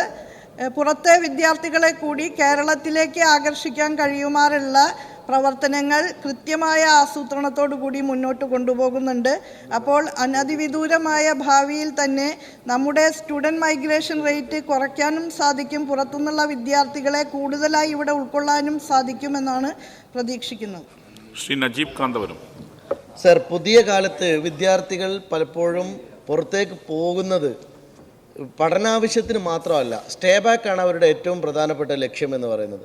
നേരത്തെ ചെയർ എപ്പോഴും ആശങ്ക പറയുന്നത് പോലെ വലിയ തോതിലുള്ള ബ്രെയിൻ ഡ്രെയിൻ ഉണ്ടാകുന്ന ഒരു സാഹചര്യമുണ്ട്. അപ്പോൾ സ്വാഭാവികമായിട്ടും പഠിക്കാൻ പോകുന്ന കുട്ടികൾ ഒരു ഭാഗത്ത് അത് വളരെ നോമിനലാണ്. എന്നാൽ അവിടെ സ്റ്റേ ബാക്കിന് വേണ്ടി താമസിക്കാനും അവിടെ തന്നെ ജീവിക്കാനും ആഗ്രഹിച്ച് എന്നേക്കുമായിട്ട് അവർ പോവുകയാണ്. ഈ കേരളത്തെ സംബന്ധിച്ചിടത്തോളം വലിയ തോതിലുള്ള ഒരു വിഭവ നഷ്ടം അതുവഴി ഉണ്ടാവുകയാണ് സർ. പക്ഷേ ഇത്തരമൊരു യാത്രയ്ക്ക് വേണ്ടി കുട്ടികളെ പ്രേരിപ്പിക്കുന്നത് അവിടെയുള്ള തൊഴിൽ സാധ്യതകൾ മാത്രമാണ്. തൊഴിലെടുക്കാൻ വേണ്ടിയാണ് പോകുന്നത്. അങ്ങനെ പോകുമ്പോഴാണ് പലപ്പോഴും വലിയ തോതിൽ കുട്ടികൾ കബളിപ്പിക്കപ്പെടുന്നത്. നമ്മുടെ നാട്ടിൽ ഏതെങ്കിലും തരത്തിൽ ഈ കുട്ടികളുടെ യാത്രയുമായി ബന്ധപ്പെട്ട് ലൈസൻസിങ് സംവിധാനം, ഈ ഏജൻസികൾക്ക് ഏതെങ്കിലും തരത്തിലുള്ള ലൈസൻസിങ് സംവിധാനമുണ്ടോ? ഇപ്പോൾ പ്രവർത്തിക്കുന്ന ഏതെങ്കിലും തരത്തിലുള്ള ലൈസൻസ് ഉള്ള സ്ഥാപനങ്ങളാണോ? അങ്ങനെയാണെങ്കിൽ എത്ര സ്ഥാപനങ്ങൾ അങ്ങനെ ലൈസൻസോടെ കേരളത്തിൽ പ്രവർത്തിക്കുന്നുണ്ട്? നേരത്തെ ഇവിടെ സൂചിപ്പിച്ച ലൈസൻസുകളുടെ രജിസ്ട്രേഷനും നിയന്ത്രണവുമായി ബന്ധപ്പെട്ട ബില്ല് സഭ അംഗീകരിച്ചാൽ തീർച്ചയായും നമുക്ക് അതുമായി ബന്ധപ്പെട്ട സംവിധാനം ഉറപ്പാക്കാൻ കഴിയും. അതിനു വേണ്ടുന്ന എല്ലാ ക്രമീകരണങ്ങളും ഉന്നത വിദ്യാഭ്യാസ വകുപ്പ് ഇതിനകം സ്വീകരിച്ചിട്ടുണ്ട്. തീർച്ചയായും മറ്റ് രാജ്യങ്ങളിലെ ഉയർന്ന ജീവിത നിലവാരം ദൃശ്യമാധ്യമങ്ങളിലൂടെയും സാമൂഹ്യ മാധ്യമങ്ങളിലൂടെയും ഒക്കെ കണ്ട് അതിൻ്റെ പിന്നിലുള്ള വസ്തുനിഷ്ഠ യാഥാർത്ഥ്യങ്ങളെക്കുറിച്ച് കൃത്യമായി തിരിച്ചറിയാതെയാണ് പല വിദ്യാർത്ഥികളും വിദേശത്തേക്ക് മൈഗ്രേറ്റ് ചെയ്യാനായിട്ട് ആഗ്രഹിക്കുന്നത്. അവർ ആ രാജ്യങ്ങളിൽ ചെന്നെത്തുമ്പോൾ അവിടുത്തെ ജീവിത സാഹചര്യങ്ങൾ അവരെ വല്ലാതെ വീർപ്പ് മുട്ടിക്കുകയും കബളിപ്പിക്കപ്പെടുന്നതായിട്ട് അവർ തിരിച്ചറിയുകയും ചെയ്യുന്ന നിരവധി ഉദാഹരണങ്ങൾ നമ്മുടെ മുന്നിലുണ്ട്. അതിൻ്റെ അടിസ്ഥാനത്തിൽ തന്നെ വിദ്യാർത്ഥികൾക്ക് വേണ്ടുന്ന എല്ലാ പിന്തുണാ സംവിധാനങ്ങളും ഈ കാര്യത്തിൽ ഉറപ്പാക്കാനും വ്യാജമായിട്ടുള്ള അവകാശവാദങ്ങൾ ഉന്നയിക്കുന്ന റിക്രൂട്ടിംഗ് ഏജൻസികളെ തീർച്ചയായും നിയന്ത്രിക്കുന്നതിനുമുള്ള നടപടികൾ ഉന്നത വിദ്യാഭ്യാസ വകുപ്പ് ഏറ്റവും പെട്ടെന്ന് കൈക്കൊള്ളുന്നതാണ്. നിയമനിർമ്മാണവുമായി ബന്ധപ്പെട്ട കാര്യങ്ങൾ പുരോഗമിക്കുന്നതോടൊപ്പം തന്നെ വിദ്യാർത്ഥികൾക്ക് രജിസ്റ്റർ ചെയ്യുന്നതിനുള്ള സംവിധാനങ്ങളും തയ്യാറാക്കിക്കൊണ്ടിരിക്കുകയാണ്. നോർക്കയുടെ രജിസ്ട്രേഷൻ നിർബന്ധമാണ് എന്ന് പറയുമ്പോൾ തന്നെ വളരെ കുറച്ച് വിദ്യാർത്ഥികൾ മാത്രമാണ് അതിലൂടെ രജിസ്റ്റർ ചെയ്യാൻ തയ്യാറാകുന്നുള്ളൂ എന്നുള്ളതാണ്. പലപ്പോഴും വിദേശ രാജ്യങ്ങളിൽ എത്തിപ്പെടുമ്പോൾ ഈ പറഞ്ഞ വാഗ്ദാനങ്ങളൊക്കെ തെറ്റാണ് എന്ന് മനസ്സിലാക്കാനുള്ള സാഹചര്യം അവർക്കുണ്ടാകുന്നു എന്നുള്ളത് കൊണ്ട് തന്നെ ഇപ്പോൾ ഒരു റിവേഴ്സൽ സംഭവിക്കുന്നുണ്ട്. മാത്രമല്ല പൊതുവിൽ ആഗോള പ്രതിഭാസമായിട്ട് നടന്നിരുന്ന സ്റ്റുഡൻറ് മൈഗ്രേഷൻ ഇപ്പോൾ ഒരു റിവേഴ്സൽ ഉണ്ടാകുന്നു എന്നുള്ളതാണ് പഠനങ്ങൾ സൂചിപ്പിക്കുന്നതായിട്ടുള്ള കാര്യം. ശ്രീ എൻ ശംസുദ്ദീൻ. സർ, ഈ വിദ്യാർത്ഥികളുടെ വലിയ ഒഴുക്ക് നടക്കുന്നു എന്നുള്ളതൊരു യാഥാർത്ഥ്യമാണ്. അതോടൊപ്പം തന്നെ ഇങ്ങനെ പറയപ്പെടുന്ന കബളിപ്പിക്കപ്പെടുന്ന സാഹചര്യം, ഇവിടുന്ന് വലിയ മോഹന വാഗ്ദാനങ്ങളൊക്കെ കേട്ട് അവിടെ ചെല്ലുമ്പോൾ ഇവിടെ കഴിഞ്ഞ നമ്മുടെ വിദ്യാഭ്യാസ വകുപ്പിൻ്റെ ചർച്ചയിൽ പറഞ്ഞ പോലെ ഒരു ബെഞ്ചും ഡെസ്ക് ഇട്ട ഒരു ചെറിയ മുറിയാണ് ആ സർവകലാശാല എന്ന് തിരിച്ചറിയുന്ന സ്ഥിതി ഉണ്ടായ സാഹചര്യമുണ്ട്. പക്ഷെ ഇങ്ങനെയാണെങ്കിൽ പോലും വലിയ തോതിലുള്ള വിദ്യാർത്ഥികളുടെ ഒഴുക്ക് നടക്കുന്നു എന്നുള്ളതൊരു യാഥാർത്ഥ്യമാണ്. ബില്ല് വരാൻ പോകുന്നു എന്ന് പറഞ്ഞത് സ്വാഗതാർഹമാണ്. അതുമായി ബന്ധപ്പെട്ട നിയന്ത്രണം. അപ്പോൾ ഈ വിദേശ സർവകലാശാലകളുടെ ആധികാരികതയും അംഗീകാരവും പരിശോധിക്കാനും അതുപോലെ തന്നെ തട്ടിപ്പ് തടയാനുമായി നോർക്ക മാതൃകയിൽ ഒരു ഏജൻസിയെ അല്ലെങ്കിൽ നോർക്കയിൽ തന്നെ ഒരു സബ് ഏജൻസിയെ ഒരു കുട്ടി പഠിക്കാൻ എങ്ങോട്ടാണ് പോണത്? ആ സർവകലാശാലയുടെ ആധികാരികതയും അതിന് അംഗീകാരമുണ്ടോ, അതിൻ്റെ കോഴ്സുകൾക്ക് സ്വീകാര്യതയുണ്ടോ, ഇതൊക്കെ പറഞ്ഞു കൊടുക്കാവുന്ന ഒരു ഏജൻസി നോർക്കയിൽ പ്രവർത്തിക്കാൻ, അല്ലെങ്കിൽ നോർക്ക പോലെ മറ്റൊരു ഏജൻസി പ്രവർത്തിപ്പിക്കാനുള്ള സംവിധാനം പെട്ടെന്ന് രൂപപ്പെടുത്തുമോ? നോർക്കയിൽ തീർച്ചയായിട്ടും ഇപ്പോഴും അതിന് വിദ്യാർത്ഥികൾക്ക് രജിസ്റ്റർ ചെയ്യുന്നതിനുള്ള സംവിധാനമുണ്ട്. പക്ഷേ വിദേശത്തേക്ക് പോകുന്ന മുഴുവൻ വിദ്യാർത്ഥികളും അതിൽ രജിസ്റ്റർ ചെയ്യുന്നില്ല എന്നുള്ളതാണ് യാഥാർത്ഥ്യം. ഇന്ത്യയിൽ തന്നെ, നമ്മുടെ രാജ്യത്ത് തന്നെ ഇത്തരത്തിൽ പുറത്തേക്ക് പോകുന്ന വിദ്യാർത്ഥികളുടെ വസ്തുനിഷ്ഠമായ കണക്ക് ശേഖരിക്കുന്നതിൽ പ്രയാസങ്ങൾ കാണുന്നുണ്ട്. 18/12/24 ഡോക്ടർ വി ശിവദാസൻ ലോകസഭയിൽ ഉന്നയിച്ച ചോദ്യങ്ങൾക്ക് മറുപടി ലഭിക്കേണ്ടായിട്ടില്ല. പൊതുവിൽ രാജ്യത്തുനിന്ന് മൊത്തം പോകുന്ന കുട്ടികളുടെ ഒരു കണക്ക് ലഭ്യമാക്കിയെങ്കിലും അത് സംസ്ഥാനം തിരിച്ചോ ഇയർ തിരിച്ചോ ഒന്നും കൃത്യമായിട്ട് മറുപടി ലഭ്യമായിട്ടില്ല. നമുക്ക് ലഭ്യമായിട്ടുള്ളത് പ്രൈവറ്റ് ഏജൻസികൾ നടത്തിയ പഠനങ്ങൾ മാത്രമാണ്. Indian students mobility report beyond buds and boundaries എന്ന് പറയുന്ന ഒരു റിപ്പോർട്ട് പ്രകാരം പഞ്ചാബിൽ നിന്ന് 12.5%, ആന്ധ്രാപ്രദേശ്, തെലങ്കാന 12.5%, മഹാരാഷ്ട്ര 12.5%, ഗുജറാത്ത് 8%, ഡൽഹി 8%, തമിഴ്നാട് 8%, കർണാടക 6%, കേരളത്തിൽ നിന്ന് 4% ആ റിപ്പോർട്ട് പ്രകാരം. അതുപോലെ റെഡ് സിയർ റിപ്പോർട്ടും സമാനമായ ഒരു കണക്കാണ് കാണിക്കുന്നത്. അപ്പോൾ കേരളത്തിൽ പുറത്തേക്ക് പോകുന്ന കുട്ടികളെ നിർബന്ധമായിട്ടും രജിസ്റ്റർ ചെയ്യിക്കുന്നതിനുള്ള സംവിധാനം നമുക്ക് ഉറപ്പാക്കാൻ സാധിക്കും. ഏറ്റവും പെട്ടെന്ന് അതിന് വേണ്ടുന്ന ക്രമീകരണങ്ങൾ ഉണ്ടാക്കാനുള്ള പരിശ്രമം ഉണ്ടാവും. അത് പോകുന്ന കുട്ടികളും കൂടി അതിലേക്ക് തയ്യാറായാൽ മാത്രമേ നമുക്ക് കൃത്യമായൊരു കണക്ക് പറയാൻ സാധിക്കുകയുള്ളൂ.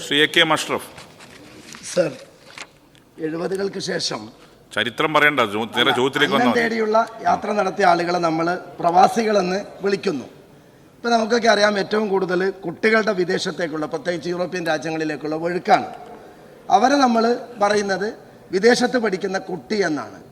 ഇത് നമ്മൾ അന്നം തേടി പോയ ആളുകളെ NRI എന്നാണ് വിളിക്കാറുള്ളത്. ഈ കുട്ടികളെയും നമുക്ക് NRI എന്നുള്ള രീതിയിൽ ഉൾപ്പെടുത്താൻ സാധിക്കുമോ? അത് കേന്ദ്ര സർക്കാരാണ് ഇടപെടേണ്ടത് എന്നുള്ളതറിയാം.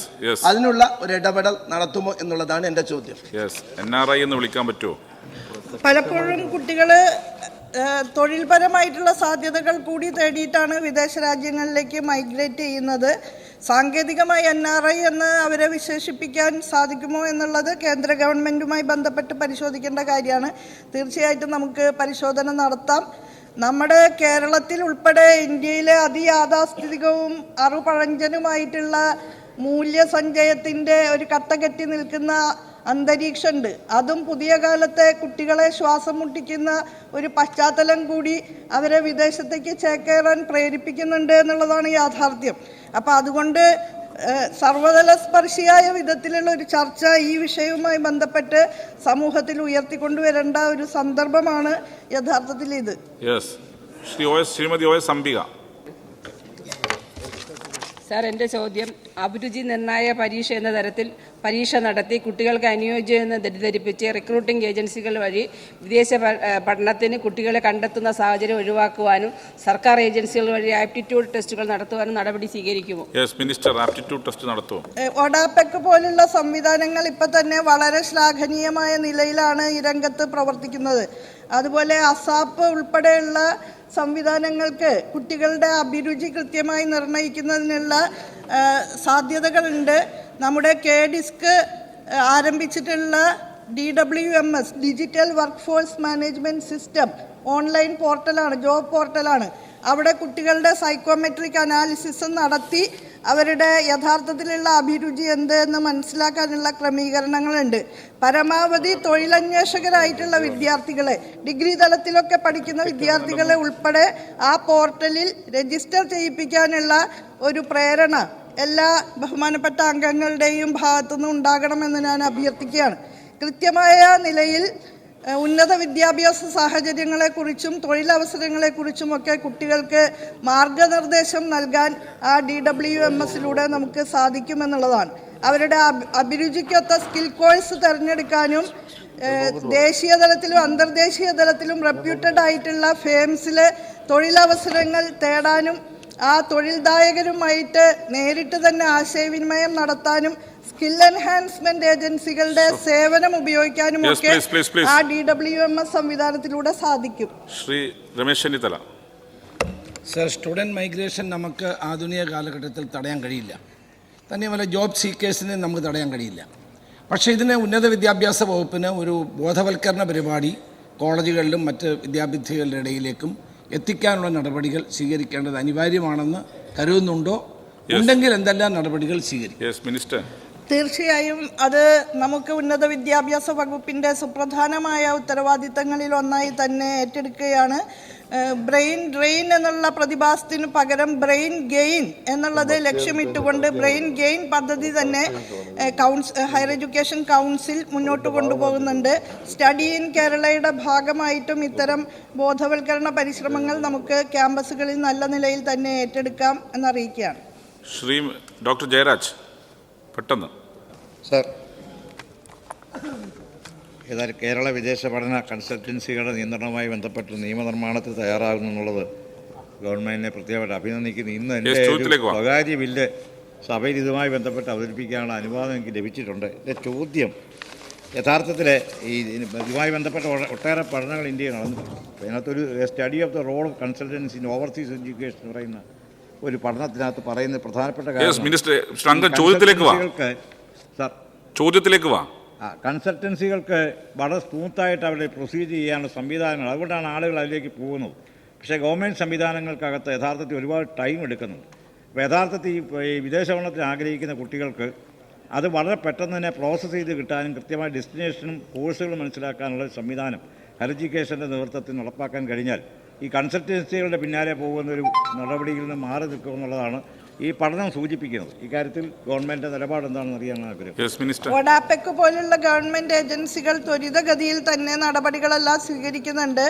പരമാവധി വിദ്യാർത്ഥികളെ അത്തരം ഗവൺമെൻറ്റിൻ്റെ ആഭിമുഖ്യത്തിലുള്ള വിശ്വാസയോഗ്യമായിട്ടുള്ള ഏജൻസികളിലേക്ക് എത്തിക്കുക എന്നുള്ളതാണ് ജനപ്രതിനിധികൾ എന്ന നിലയിൽ നമ്മളൊക്കെ ചെയ്യേണ്ടത്. ഞാൻ നേരത്തെ പറഞ്ഞ പോലെ നിർദ്ദിഷ്ട ബില്ല് അതിൻ്റെ അന്തിമഘട്ടത്തിലാണ്. നിയമവകുപ്പ് പരിശോധിച്ചതിന് ശേഷം ക്വാറി എഴുതി തിരിച്ചു തരികയും അതിന് മറുപടി എഴുതി തിരിച്ച് ലോ ഡിപ്പാർട്ട്മെന്റിനെ ഏൽപ്പിക്കുകയും ചെയ്തിട്ടുണ്ട്. തീർച്ചയായും അത് ഏറ്റവും പെട്ടെന്ന് സഭയിൽ അവതരിപ്പിക്കാൻ കഴിയുമെന്നാണ് പ്രതീക്ഷിക്കുന്നത്. ഡോക്ടർ മാത്യു കോയൽനാടൻ. ചോദ്യം നമ്പർ 424 ശ്രീ എ പ്രഭാകരൻ, ബഹുമാനപ്പെട്ട കൃഷി വകുപ്പ് മന്ത്രി. മിനിസ്റ്റർ ടേബിൾ ചെയ്താൽ. ശ്രീ എ പ്രഭാകരൻ, ചോദ്യം. സർ, സുസ്ഥിര കൃഷി വികസനത്തിൽ കേരളം രാജ്യത്തിന് തന്നെ മാതൃകയാണെന്ന് ഇന്ത്യൻ കാർഷിക ഗവേഷണ കൗൺസിൽ കണ്ടെത്തിയിരിക്കുന്നു. ഇത് നമ്മുടെ സർക്കാരിലെ കൃഷിവകുപ്പിൻ്റെയും പ്രത്യേകിച്ച് കൃഷിവകുപ്പ് മന്ത്രിൻ്റെയും കാര്യക്ഷമമായ ഓടിച്ചാടിയുള്ള പ്രവർത്തനത്തിൻ്റെ അംഗീകാരമാണ്. അതിൽ നമുക്കൊക്കെ അഭിമാനിക്കാവുന്നതാണ്. സർ, കാർഷിക രംഗം മെച്ചപ്പെടുത്താൻ വിവിധങ്ങളായ പദ്ധതികളാണ് കൃഷിവകുപ്പ് നടപ്പാക്കുന്നത്. അതിൽ വെളിച്ചം സംവിധാനം വഴി എത്ര പ്രോഗ്രാമുകൾ കൃഷിവകുപ്പ് സംപ്രേഷണം ചെയ്തിട്ടുണ്ട്? കൂടുതൽ പരിപാടികൾ സംപ്രേഷണം ചെയ്യുവാനുള്ള നടപടികൾ സ്വീകരിക്കുമോ എന്നതാണ്. സർ, ICARന്റെ റിപ്പോർട്ട് അനുസരിച്ചിട്ട് കേരളം സുസ്ഥിര കാർഷിക വികസനത്തിൽ മുന്നിലാണ് എന്നുള്ളത് അഭിമാനകരമായ ഒരു കാര്യമാണ്. കാർഷിക മേഖലയിൽ പ്രധാനപ്പെട്ട കൃഷിവകുപ്പിലെ പ്രധാനപ്പെട്ട യോഗങ്ങൾ പൊതുപരിപാടികളല്ല, ഇൻറ്റേണലായിട്ടുള്ള യോഗങ്ങളടക്കം കർഷകർക്കും പൊതുജനങ്ങൾക്കും ദൃശ്യമാകുന്ന വിധത്തിലാണ് വെളിച്ചം എന്നൊരു പദ്ധതി കൃഷിവകുപ്പ് ആവിഷ്കരിച്ച് നടപ്പിലാക്കിയിട്ടുള്ളത്. ഇതിനോടകം തന്നെ 13 മീറ്റിങ്ങുകൾ അത്തരത്തിൽ ലൈവ് സ്ട്രീമിംഗ് നടത്തിയിട്ടുണ്ട്. 2025 ഏപ്രിൽ 1 മുതൽ കൃഷിവകുപ്പ്, മണ്ണ് സംരക്ഷണ വകുപ്പ് എന്നിവ നടക്കുന്ന രഹസ്യ സ്വഭാവം ഔദ്യോഗികമായി കാത്തു സൂക്ഷിക്കേണ്ടതും നിയമപരമായി വിലക്കുള്ളതുമായ യോഗങ്ങളൊഴികെ മറ്റെല്ലാ യോഗങ്ങളും പൂർണ്ണമായി പൊതുജനങ്ങൾക്ക് ദൃശ്യമാകുന്ന തരത്തിൽ സംരക്ഷണം ചെയ്യുന്നതിന് നടപടി സ്വീകരിച്ചിട്ടുണ്ട്. Second question. സർ, പാലക്കാട് ജില്ലയിലെ ചിറ്റൂർ താലൂക്കിലെ എലവഞ്ചേരി പഞ്ചായത്തിൽ കഴിഞ്ഞ 13-ാം തീയതി എടുത്ത നെല്ലിൻ്റെ വില ഇന്നലെ, അതായത് 20-ാം തീയതി കൊടുത്തു. ഇവിടെ ഗംഭീര ചർച്ചയൊക്കെ നടക്കുകയാണ്. ഇത് അങ്ങയുടെ ശ്രദ്ധയിൽപ്പെട്ടിട്ടുണ്ടോ എന്നത് എൻ്റെ ചോദ്യം. കൃഷിഭവനുകളുടെ പ്രവർത്തനം തത്സമയം വിലയിരുത്തുന്നതിന് എന്ത് സംവിധാനം ആണ് ഉള്ളത് എന്ന് വിശദീകരിക്കാമോ? സർ, 2 കാര്യം അദ്ദേഹം പറഞ്ഞു. ഒന്ന്, എലവഞ്ചേരിയിലെ പഞ്ചായത്തിൽ 13-ാം തീയതി എടുത്ത നെല്ലിൻ്റെ പൈസ 20-ാം തീയതി കൊടുത്തു എന്നുള്ളതാണ്. എനിക്കും അറിവുള്ള കാര്യമാണ്. ഇക്കാര്യത്തിനകത്ത് പ്രത്യേകമായ സംവിധാനം വീണ്ടും ഏർപ്പെടുത്തിയിട്ടുണ്ട്. ഒരു പ്രൊക്യൂർമെൻറ്റ് മാനേജ്മെൻറ്റ് കമ്മിറ്റി രൂപീകരിച്ച് സംഭരണ രംഗത്തുള്ള പ്രശ്നങ്ങളിൽ ഇടപെടുന്നതിന് വേണ്ടിയുള്ള കൃത്യമായ ഇടപെടൽ നടത്തിക്കൊണ്ടിരിക്കുന്നുണ്ട്. ഭക്ഷ്യവകുപ്പ് മന്ത്രിയുമായി യോഗം ചേർന്ന അടിസ്ഥാനത്തിലാണ് അത്തരമൊരു തീരുമാനത്തിലേക്ക് എത്തുന്നത്. അദ്ദേഹം ചോദിച്ച അടുത്ത ചോദ്യം നമ്മുടെ കൃഷിഭവനുകളെ വിലയിരുത്തുന്നതിനുള്ള നടപടികളുണ്ടെന്നാണ്. തീർച്ചയായിട്ടും അവിടെയും ഞങ്ങളൊരു അനുഭവം എന്ന് പറയുന്ന ഒരു പരിപാടി തുടങ്ങിയിട്ടുണ്ട്. Assessment for nurturing and uplifting beneficiary happiness and agricultural visitor assessment mechanism. ഇതാണ് ഈ അനുഭവം എന്നുള്ളതിൻ്റെ ഒരു പൂർണ്ണ രൂപം. അത് വെറുതെ ഒരു പേരിടരുതല്ലോ എന്നുള്ളത് കൊണ്ടാണ് അങ്ങനെ ആക്കിയിരിക്കുന്നത്. അതെ, തീർച്ചയായിട്ടും സാർ. അതിൻ്റെ അടിസ്ഥാനത്തിൽ എല്ലാ കൃഷിഭവനുകൾക്കും ഒരു QR കോഡ് കൊടുത്തിട്ടുണ്ട്. ആ QR കോഡിൻ്റെ അടിസ്ഥാനത്തിൽ ഒരു കർഷകൻ കൃഷിഭവനിൽ ചെന്ന് കഴിഞ്ഞാൽ അദ്ദേഹത്തിൻ്റെ അഭിപ്രായങ്ങൾ ഈ QR കോഡിലൂടെ നേരത്തെ ഗതാഗത വകുപ്പ് മന്ത്രി പറഞ്ഞതുപോലെ ആ QR കോഡ് സ്കാൻ ചെയ്തിട്ട് രേഖപ്പെടുത്താം. ഇതിനോടകം തന്നെ 5452 കർഷകർ ആ തരത്തിൽ അഭിപ്രായങ്ങൾ രേഖപ്പെടുത്തിയിട്ടുണ്ട് എന്ന കാര്യം കൂടി അറിയിക്കുന്നു. അതൊരു നല്ല ഒരു കാര്യമായി ഞങ്ങൾക്ക് മനസ്സിലാക്കിയിട്ടുണ്ട്. 4244 കർഷകരിൽ നിന്നായി 5452 റേറ്റിംഗ് ലഭിച്ചിട്ടുണ്ട് എന്ന കാര്യം കൂടി അറിയിക്കുന്നു. ശ്രീ CK ഹരീന്ദ്രൻ. സാർ, കൃഷിഭവൻ തലത്തിലും ജില്ലാതലത്തിലും രൂപീകരിച്ചിട്ടുള്ള കാർഷിക വികസന സമിതികൾ കൃത്യമായി യോഗം ചേരുന്നുണ്ടോ, അവ വിലയിരുത്താറുണ്ടോ? ഞാൻ പ്രതിനിധീകരിക്കുന്ന പാറശാല മണ്ഡലം തരിശുരഹിത മണ്ഡലമായി ബഹുമാനപ്പെട്ട മുഖ്യമന്ത്രി പങ്കെടുത്ത് പ്രഖ്യാപിച്ചതാണ്. അവിടെ ഒരു സ്മാർട്ട് കൃഷിഭവൻ്റെ നിർദ്ദേശമുണ്ടായിരുന്നു. അത് ലഭ്യമാക്കാനാവുമോ? മിനിസ്റ്റർ. സർ, കൃഷിഭവൻ തലത്തിലും ജില്ലാ അടിസ്ഥാനത്തിലുമുള്ള ഈ കാർഷിക വികസന സമിതി എല്ലാ മാസവും യോഗം ചേരണം എന്നാണ് നിർദ്ദേശിച്ചിട്ടുള്ളത്. ജില്ലാ തലത്തിലുള്ള കാർഷിക വികസന സമിതി 2 മാസത്തിലൊരിക്കലും നടത്തണമെന്നാണ് നേരത്തെ നിഷ്കർഷിച്ചിരുന്നതല്ല. ഈ നടപ്പ് സാമ്പത്തിക വർഷം 1076 കൃഷിഭവനുകളിലായി 5159 കാർഷിക വികസന സമിതി യോഗങ്ങൾ ചേർന്നിട്ടുണ്ട്. ഞങ്ങൾക്ക് കണക്കുണ്ട്. ഇതിൻ്റെ അടിസ്ഥാനത്തിൽ ഇതെല്ലാം കൃത്യമായി ചേരുന്ന കാര്യം പരിശോധിക്കുന്നതോടൊപ്പം തന്നെ ഈ കാർഷിക വികസന സമിതികൾ കൃഷിഭവൻ തലത്തിൽ മാസത്തിലെ 2ാം ചൊവ്വാഴ്ചയും ജില്ലാ കാർഷിക വികസന സമിതി മാസത്തിലെ അവസാനത്തെ ചൊവ്വാഴ്ചയും ചേരുന്നതിനുള്ള നിർദ്ദേശം നൽകിയിട്ടുണ്ട്. ഏപ്രിൽ 1 മുതൽ ഈ കാര്യത്തിനകത്ത് അത് നടപ്പിലാക്കണമെന്ന് നിർദ്ദേശം നൽകിയിട്ടുണ്ട്.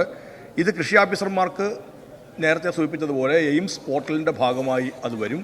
അത് അവലോകനം ചെയ്യുന്നതിനുള്ളതും സംസ്ഥാന അടിസ്ഥാനത്തിൽ തന്നെ വിലയിരുത്തുന്നതിനുള്ള സംവിധാനവും ഒരുക്കിയിട്ടുണ്ട്. അദ്ദേഹം ചോദിച്ചത് മറ്റൊരു കാര്യം അവിടുത്തെ കൃഷിഭവൻ്റെ സ്മാർട്ട് കൃഷിഭവനാക്കുക എന്ന അടിസ്ഥാനത്തിലാണ്. 2025-26 നമ്മുടെ സ്റ്റേറ്റ് പ്ലാൻ വിഹിതമില്ല എങ്കിലും RADF 31 ഉൾപ്പെടുത്തി അത് അനുവദിക്കുന്ന കാര്യം പരിഗണിക്കുന്നതായിരിക്കും. ശ്രീ മുരളി പെരുന്നല്ലി. സർ, രാജ്യത്താകമാനം മണ്ണും ജലവും മലീമസമാകുമ്പോൾ ഭക്ഷ്യ ഉൽപ്പാദനവും സുരക്ഷയും അപകടത്തിലാകുമ്പോൾ വേറിട്ട പാതയിൽ കൂടി സഞ്ചരിച്ചുകൊണ്ട് സുസ്ഥിര കാർഷിക വികസനത്തിൽ രാജ്യത്തിന് മാതൃകയായി കേരളം മുന്നിൽ നിൽക്കുന്നു എന്ന കാര്യത്തിൽ വളരെയേറെ അഭിമാനമുണ്ട് സർ. സർ, എൻ്റെ ചോദ്യം കൃഷിവകുപ്പുമായി ബന്ധപ്പെട്ട ഡിജിറ്റൽ സേവനങ്ങൾ കർഷകരുടെ കൃഷിസ്ഥലങ്ങളിൽ നേരിട്ടെത്തി നടത്തി കൊടുക്കുന്നതിനും ആധുനിക സാങ്കേതിക വിദ്യാധിഷ്ഠിത കൃഷിരീതികളിൽ കർഷകർക്ക് പരിശീലനം നൽകുന്നതിനും ആവശ്യമായി എടുക്കുന്ന നടപടികൾ എന്തൊക്കെയാണെന്ന് സർ, കൃഷിവകുപ്പുമായി ബന്ധപ്പെട്ട സേവനങ്ങൾ കർഷകർക്ക് ഡിജിറ്റലായി മൊബൈൽ ഫോൺ വഴി ലഭ്യമാക്കുന്നതിന് കതിർ എന്നൊരു ആപ്പ് തയ്യാറാക്കിയിട്ടുണ്ട്. ഡിമാൻഡ് ഡേയുമായി ബന്ധപ്പെട്ട് ആ ചർച്ചയ്ക്കിടയിൽ ഞാനത് പറഞ്ഞതാണ്. രജിസ്റ്റർ ചെയ്ത കർഷകർക്ക് കതിർ ആപ്പിലൂടെ കൃഷി സംബന്ധമായ എല്ലാ പ്രശ്നങ്ങൾക്കും പരിഹാരം കൃഷി ഉദ്യോഗസ്ഥരിൽ നിന്ന് ലഭ്യമാകുവാൻ സാധ്യമാകും. കൃഷി ഉദ്യോഗസ്ഥരുടെ സേവനം ഏറ്റവും കൂടുതൽ ലഭ്യമാവേണ്ടത് കൃഷിയിടത്തിലാണ്. ഞങ്ങൾ ഈ സ്മാർട്ട് കൃഷിഭവൻ പറഞ്ഞത് നമ്മുടെ കൃഷിഭവൻ്റെ കെട്ടിടം ഗംഭീരമാകുന്നു, കുറേ കമ്പ്യൂട്ടറുകൾ വെക്കുന്നു, അതുകൊണ്ടൊന്നും സ്മാർട്ട്നെസ് ഉണ്ടാവില്ല. സ്മാർട്ടാവുക എന്ന് പറഞ്ഞാൽ സേവനം സ്മാർട്ടാവുക എന്നുള്ളത് തന്നെയാണ്. അതിൻ്റെ അടിസ്ഥാനത്തിലാണ് ഇത്തരം ആപ്ലിക്കേഷൻസ് എല്ലാം തയ്യാറാക്കിയിട്ടുള്ളത്. ഡിജിറ്റൽ സേവനങ്ങൾ കർഷകർക്ക് വേഗത്തിലും മുൻഗണനയിലും ലഭ്യമാക്കുന്നതിനായി ആശ്രയ എന്ന പേരിൽ കർഷക സേവന കേന്ദ്രങ്ങൾ രൂപീകരിക്കുന്നതിന് നടപടി സ്വീകരിച്ചിട്ടുണ്ട്. എയിംസിലെ രജിസ്ട്രേഷൻ, നെല്ലിൻ്റെയും പച്ചത്തേങ്ങയുടെയും കൊപ്ര സംഭരണ രജിസ്ട്രേഷൻ, സ്മാം രജിസ്ട്രേഷൻ, കതിർ പോർട്ടൽ രജിസ്ട്രേഷൻ എന്നിവയെല്ലാം ആശ്രയ കർഷക സേവന കേന്ദ്രങ്ങളിലൂടെ ലഭ്യമാകുന്നതാണ്. കൃഷിക്കൂട്ടങ്ങൾ, കൃഷിശ്രീ, അഗ്രോ സർവീസ് സെൻറ്റർ, കാർഷിക കർമ്മസേന എന്നിവയാണ് പദ്ധതിയുടെ ഭാഗമായി സേവനങ്ങൾ കർഷകർക്കായി നൽകുന്നത്. ഒരു കാര്യം കൂടി സാർ, അദ്ദേഹവും വീണ്ടും സൂചിപ്പിച്ചതുപോലെ നമ്മൾ സുസ്ഥിര കാർഷിക വികസനം എന്നുള്ളത് നമ്മുടെ ആരോഗ്യത്തെ കൂടി കണക്കിലെടുത്തുകൊണ്ടാണ് നമ്മൾ ചെയ്തത്. അതിൻ്റെ അടിസ്ഥാനത്തിലാണ് ജൈവ കാർഷിക മിഷനും പോഷക സമൃദ്ധി മിഷനുമെല്ലാം സർക്കാർ നടപ്പിലാക്കിയത്. അതിൻ്റെ കൂടിയാണ് നേട്ടം. നമ്മുടെ എല്ലാവരുടെയും ഒരു ഇടപെടൽ ഉണ്ടാവേണ്ടത് അനിവാര്യമാണ്. അത് നമ്മുടെയൊക്കെ ആരോഗ്യത്തിന് അത്യന്താപേക്ഷിതമാണ് എന്നുള്ളത് കൊണ്ടാണ് അതും കൂടി സൂചിപ്പിക്കുന്നത്. ശ്രീ PP സുമോദ്. സർ, പലപ്പോഴും അവാർഡുകളെ സംബന്ധിച്ച് വിവാദങ്ങൾ ഉയർന്നു വരാറുണ്ട്.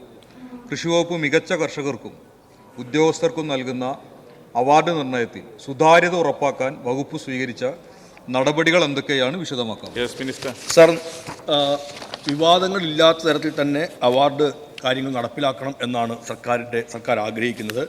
മികച്ച കർഷകർക്കും ഉദ്യോഗസ്ഥർക്കുമെല്ലാം സർക്കാർ നൽകുന്ന കാർഷിക അവാർഡുകളുടെ തെരഞ്ഞെടുപ്പ് സുതാര്യമായ രീതിയിലാണ് ഇപ്പോൾ നടപ്പിലാക്കുന്നത്. എന്നാൽ കുറച്ചുകൂടി അതിനെ മെച്ചപ്പെടുത്താനാണ് ഗവൺമെൻറ് ഇപ്പോൾ ആലോചിക്കുന്നത്. അതിന് പ്രത്യേകമായി ജില്ലാ അടിസ്ഥാനത്തിൽ സമിതിയും സംസ്ഥാന അടിസ്ഥാനത്തിൽ ഒരു ജൂറിയെയും നിശ്ചയിച്ചുകൊണ്ടായിരിക്കും ഇത്തവണ മുതൽ അതിൻ്റെ അവാർഡ് പ്രക്രിയ നടപ്പിലാവുക. അതെല്ലാം നേരത്തെ പറഞ്ഞ വെളിച്ചം പരിപാടിയുടെ ഭാഗമായി അത് എല്ലാവർക്കും ബോധ്യപ്പെടുന്നതിനും മനസ്സിലാക്കുന്ന അവസരങ്ങൾ കൂടി ഒരുക്കുന്നതായിരിക്കും. കൃഷി ഉദ്യോഗസ്ഥർ, സംസ്ഥാന കൃഷി ഉദ്യോഗസ്ഥർ കൃഷിയിടം സന്ദർശിച്ച് നേരിട്ട് വിലയിരുത്തൽ നടത്തി അവാർഡിന് ശുപാർശ ചെയ്യുന്ന രീതിയാണ്. അത് കുറ്റമറ്റ രീതിയിൽ തന്നെ മുമ്പോട്ട് പോകുന്നുണ്ട്. കുറച്ചുകൂടി അത് മെച്ചപ്പെടുത്തി നടപ്പിലാക്കുന്നതായിരിക്കും. ശ്രീ കെ ബാബു, തൃപ്പൂണിത്തുറ. കർഷക ക്ഷേമനിധി സർക്കാർ വലിയ പ്രഖ്യാപനങ്ങളാണ് നടത്തിയിരുന്നത്.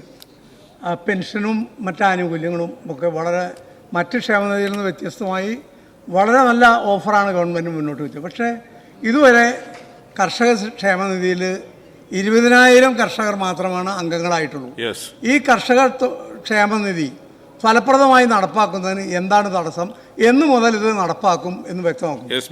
സർ, ഇക്കാര്യത്തിനകത്ത് ക്ഷേമനിധിയുമായി ബന്ധപ്പെട്ട ആനുകൂല്യങ്ങൾ നിശ്ചയിക്കുന്നതിലൊരു ചില ചർച്ചകൾ, ചില അഭിപ്രായങ്ങൾ എല്ലാം ഉയർന്നിട്ടുണ്ട്.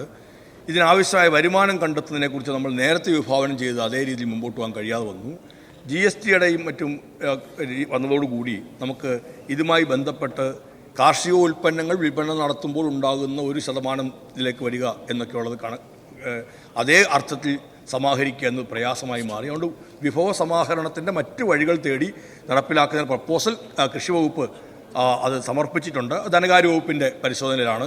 നേരത്തെ പ്രഖ്യാപിച്ച രീതിയിൽ നിന്നൊരു മാറ്റവും ഉണ്ടാവില്ല. കർഷകർക്ക് മെച്ചപ്പെട്ട ആനുകൂല്യങ്ങൾ ഇതിൻ്റെ ഭാഗമായി നൽകുന്ന തരത്തിൽ കർഷക ക്ഷേമനിധി ബോർഡ് അതിൻ്റെ പെൻഷൻ സംവിധാനം ഫലപ്രദമായി നടപ്പിലാക്കുക തന്നെ ചെയ്യും. ചോദ്യം നമ്പർ 425 ശ്രീ കുറുക്കോളി മൊയ്തീൻ, ബഹുമാനപ്പെട്ട ഗതാഗത വകുപ്പ് മന്ത്രി. ആൻസർ ടേബിൾ ചെയ്താൽ. സർ, ചോദ്യത്തെ ഉത്തരം ഉണ്ട്, ടേബിൾ ചെയ്യാം. ശ്രീ കുറുക്കോളി മൊയ്തീൻ, പെട്ടെന്ന്. സർ, സമയം. തിരൂരിലെ ജോയിന്റ് RTO ഓഫീസിലുണ്ടായിരുന്ന ഒഴിവുകൾ നികത്താൻ താങ്കളോട് ആവശ്യപ്പെട്ടത് പരിഹരിച്ചു തന്നതിലുള്ള സന്തോഷം ഞാൻ രേഖപ്പെടുത്തുകയാണ്. ഒപ്പം തന്നെ ഏറ്റവും കൂടുതൽ ജനങ്ങളുള്ള മലപ്പുറം ജില്ലയിലെ തിരൂരിലെ ജോയിന്റ് RTO ഓഫീസാണ് കേരളത്തിൽ തന്നെ ഏറ്റവും കൂടുതൽ തിരക്കുള്ള ഒരു ഓഫീസ്. ഈ ജില്ലയുടെയും ആ തിരക്കുമൊക്കെ പരിഗണിച്ചുകൊണ്ട് അതിനെ ഒന്ന് ഉയർത്താൻ, ഒരു റൂറൽ RTO ഓഫീസായി ഉയർത്താൻ ഉള്ള പ്രപ്പോസൽ ഉണ്ടോ, അതിനുവേണ്ട തീരുമാനങ്ങൾ എടുക്കുമോ എന്നാണ് അറിയേണ്ടത്. സർ, ചോദ്യം KSRC കുറിച്ചാണ്. എന്നാൽ അദ്ദേഹം ചോദിച്ച ഉത്തരം പറയാം. നേരത്തെ ആൻസർ ചെയ്തു. മലപ്പുറം ജില്ലയിലെ തിരൂരടക്കമുള്ള ഒഴിവുള്ള എല്ലാ സ്ഥലങ്ങളും, പിന്നെ TV പറഞ്ഞതുപോലെ അവിടെയും MBA ഇന്നലെ നിയമിച്ചിട്ടുണ്ട്. എല്ലാവരും എല്ലാ സ്ഥലങ്ങളിലും ഇന്നലെ TV ആവശ്യപ്പെട്ടിരുന്നു. അപ്പോൾ ഞാൻ എല്ലാ സ്ഥലങ്ങളിലും ഉദ്യോഗസ്ഥന്മാരെ നിയമിച്ചിട്ടുണ്ട്. ട്രാൻസ്പോർട്ട് കമ്മീഷണർക്ക് മലപ്പുറം ജില്ലയിൽ തിരൂരങ്ങാടി എല്ലാം ചേർത്തുകൊണ്ട് മലപ്പുറം ജില്ലയിൽ നേരിട്ട് അദ്ദേഹം പോകുവാനും ഈ ബാക്ക്ലോഗുകളും പ്രശ്നങ്ങളും പരിഹരിക്കാനും ഓഫീസിൽ ഡിലേയുണ്ട്, അത് പരിഹരിക്കാൻ നടപടി സ്വീകരിച്ചിട്ടുണ്ട്. Second question. ഈ കോവിഡ് കാലത്ത് നിർത്തിയ കുറേ റൂട്ടുകൾ പുനഃസ്ഥാപിക്കപ്പെടാതെ കിടക്കുകയാണ് ഇപ്പോഴും. തിരുനാവായ ഏറ്റവും കൂടുതൽ ജനങ്ങൾ ഒരു പ്രദേശമാണ്. നവാമുകുന്ദ ക്ഷേത്രവുമായി ബന്ധപ്പെട്ട സ്ഥലം. അതുകൊണ്ട് ദീർഘദൂര ഈ സർവീസുകൾ തിരുനാവായ വഴി തിരിച്ചു വിട്ടുകൊണ്ട് അവിടുത്തെ ജനങ്ങളെ സഹായിക്കുവാനും ഈ നിർത്തൽ ചെയ്ത റൂട്ടുകൾ പുനഃസ്ഥാപിക്കുവാനും തയ്യാറാകുമോ? സർ, കോവിഡിന് ശേഷം എല്ലാവരും ഒരുപാട് ആൾക്കാർ സ്കൂട്ടർ വാങ്ങിച്ചുകൊണ്ട് പലപ്പോഴും നമ്മൾ പുതുതായി തുടങ്ങുന്ന കോവിഡിന് നിർത്തിയ വണ്ടികൾ എന്നുള്ളതിൽ എല്ലാ വണ്ടിയും തുടങ്ങാമെന്ന് വിചാരിച്ചു. പല സ്ഥലത്തും തുടങ്ങുമ്പോൾ വലിയ നഷ്ടത്തിലാണ്. അത് പരിശോധിച്ചതിന് ശേഷം ഈ തിരുനാവായ വഴി വണ്ടി തിരിച്ചുവിടുന്ന കാര്യം നമുക്ക് എല്ലാ വണ്ടിയും തിരിച്ചുവിടാൻ പറ്റുമോ, ഏതെങ്കിലും കുറച്ച് വണ്ടികൾ തിരിച്ചുവിടാൻ പറ്റുമോ നോക്കിയിട്ട് നടപടി സ്വീകരിക്കാം. ശ്രീ UA ലത്തീഫ്. സർ, ഞാൻ ആവശ്യപ്പെട്ട പ്രകാരം മഞ്ചേരിയിൽ ഒരു സ്റ്റേഷൻ മാസ്റ്റേഴ്സ് ഓഫീസ് ആരംഭിച്ചതിൽ മന്ത്രിയെ അഭിനന്ദിക്കുകയാണ് സർ. അതോടൊപ്പം ഇന്ന് മലപ്പുറം ജില്ലയിലെ തിരൂർ RTO ഓഫീസിൽ ഒരു ക്ലർക്കിൻ്റെ കമ്പ്യൂട്ടറിൽ മറ്റൊരാൾ പ്രവർത്തിച്ചു എന്ന കാരണത്താൽ ജില്ലയിലെ മുഴുവൻ RTO ഓഫീസുകളും ഒരു ജനൽ മാത്രം തുറന്ന് ബാക്കിയുള്ള വാതിലുകൾ മുഴുവൻ അടച്ചിട്ടിരിക്കുകയാണ് സർ. അതുകൊണ്ട് ജനങ്ങളൊക്കെ അവിടെ പ്രവർത്തന സമയം മുഴുവൻ ക്യൂവിലാണ്. ഒരു ക്ലർക്ക് കുറ്റം ചെയ്താൽ ഇതിനെതിരെ നടപടി സ്വീകരിച്ച് ബാക്കിയുള്ള എല്ലാ ഓഫീസുകളും അടച്ചിട്ടത് തുറന്നു കൊടുക്കാൻ നടപടി സ്വീകരിക്കുമോ എന്നാണ് സർ. ഒരു ജാലകത്തിൻ്റെ ആവശ്യമുള്ളൂ സർ. കാരണം എല്ലാവരും റിസപ്ഷനിൽ പോയി PRO കണ്ടു കഴിഞ്ഞാൽ എല്ലാ കാര്യങ്ങളും ചെയ്യാൻ പറ്റും.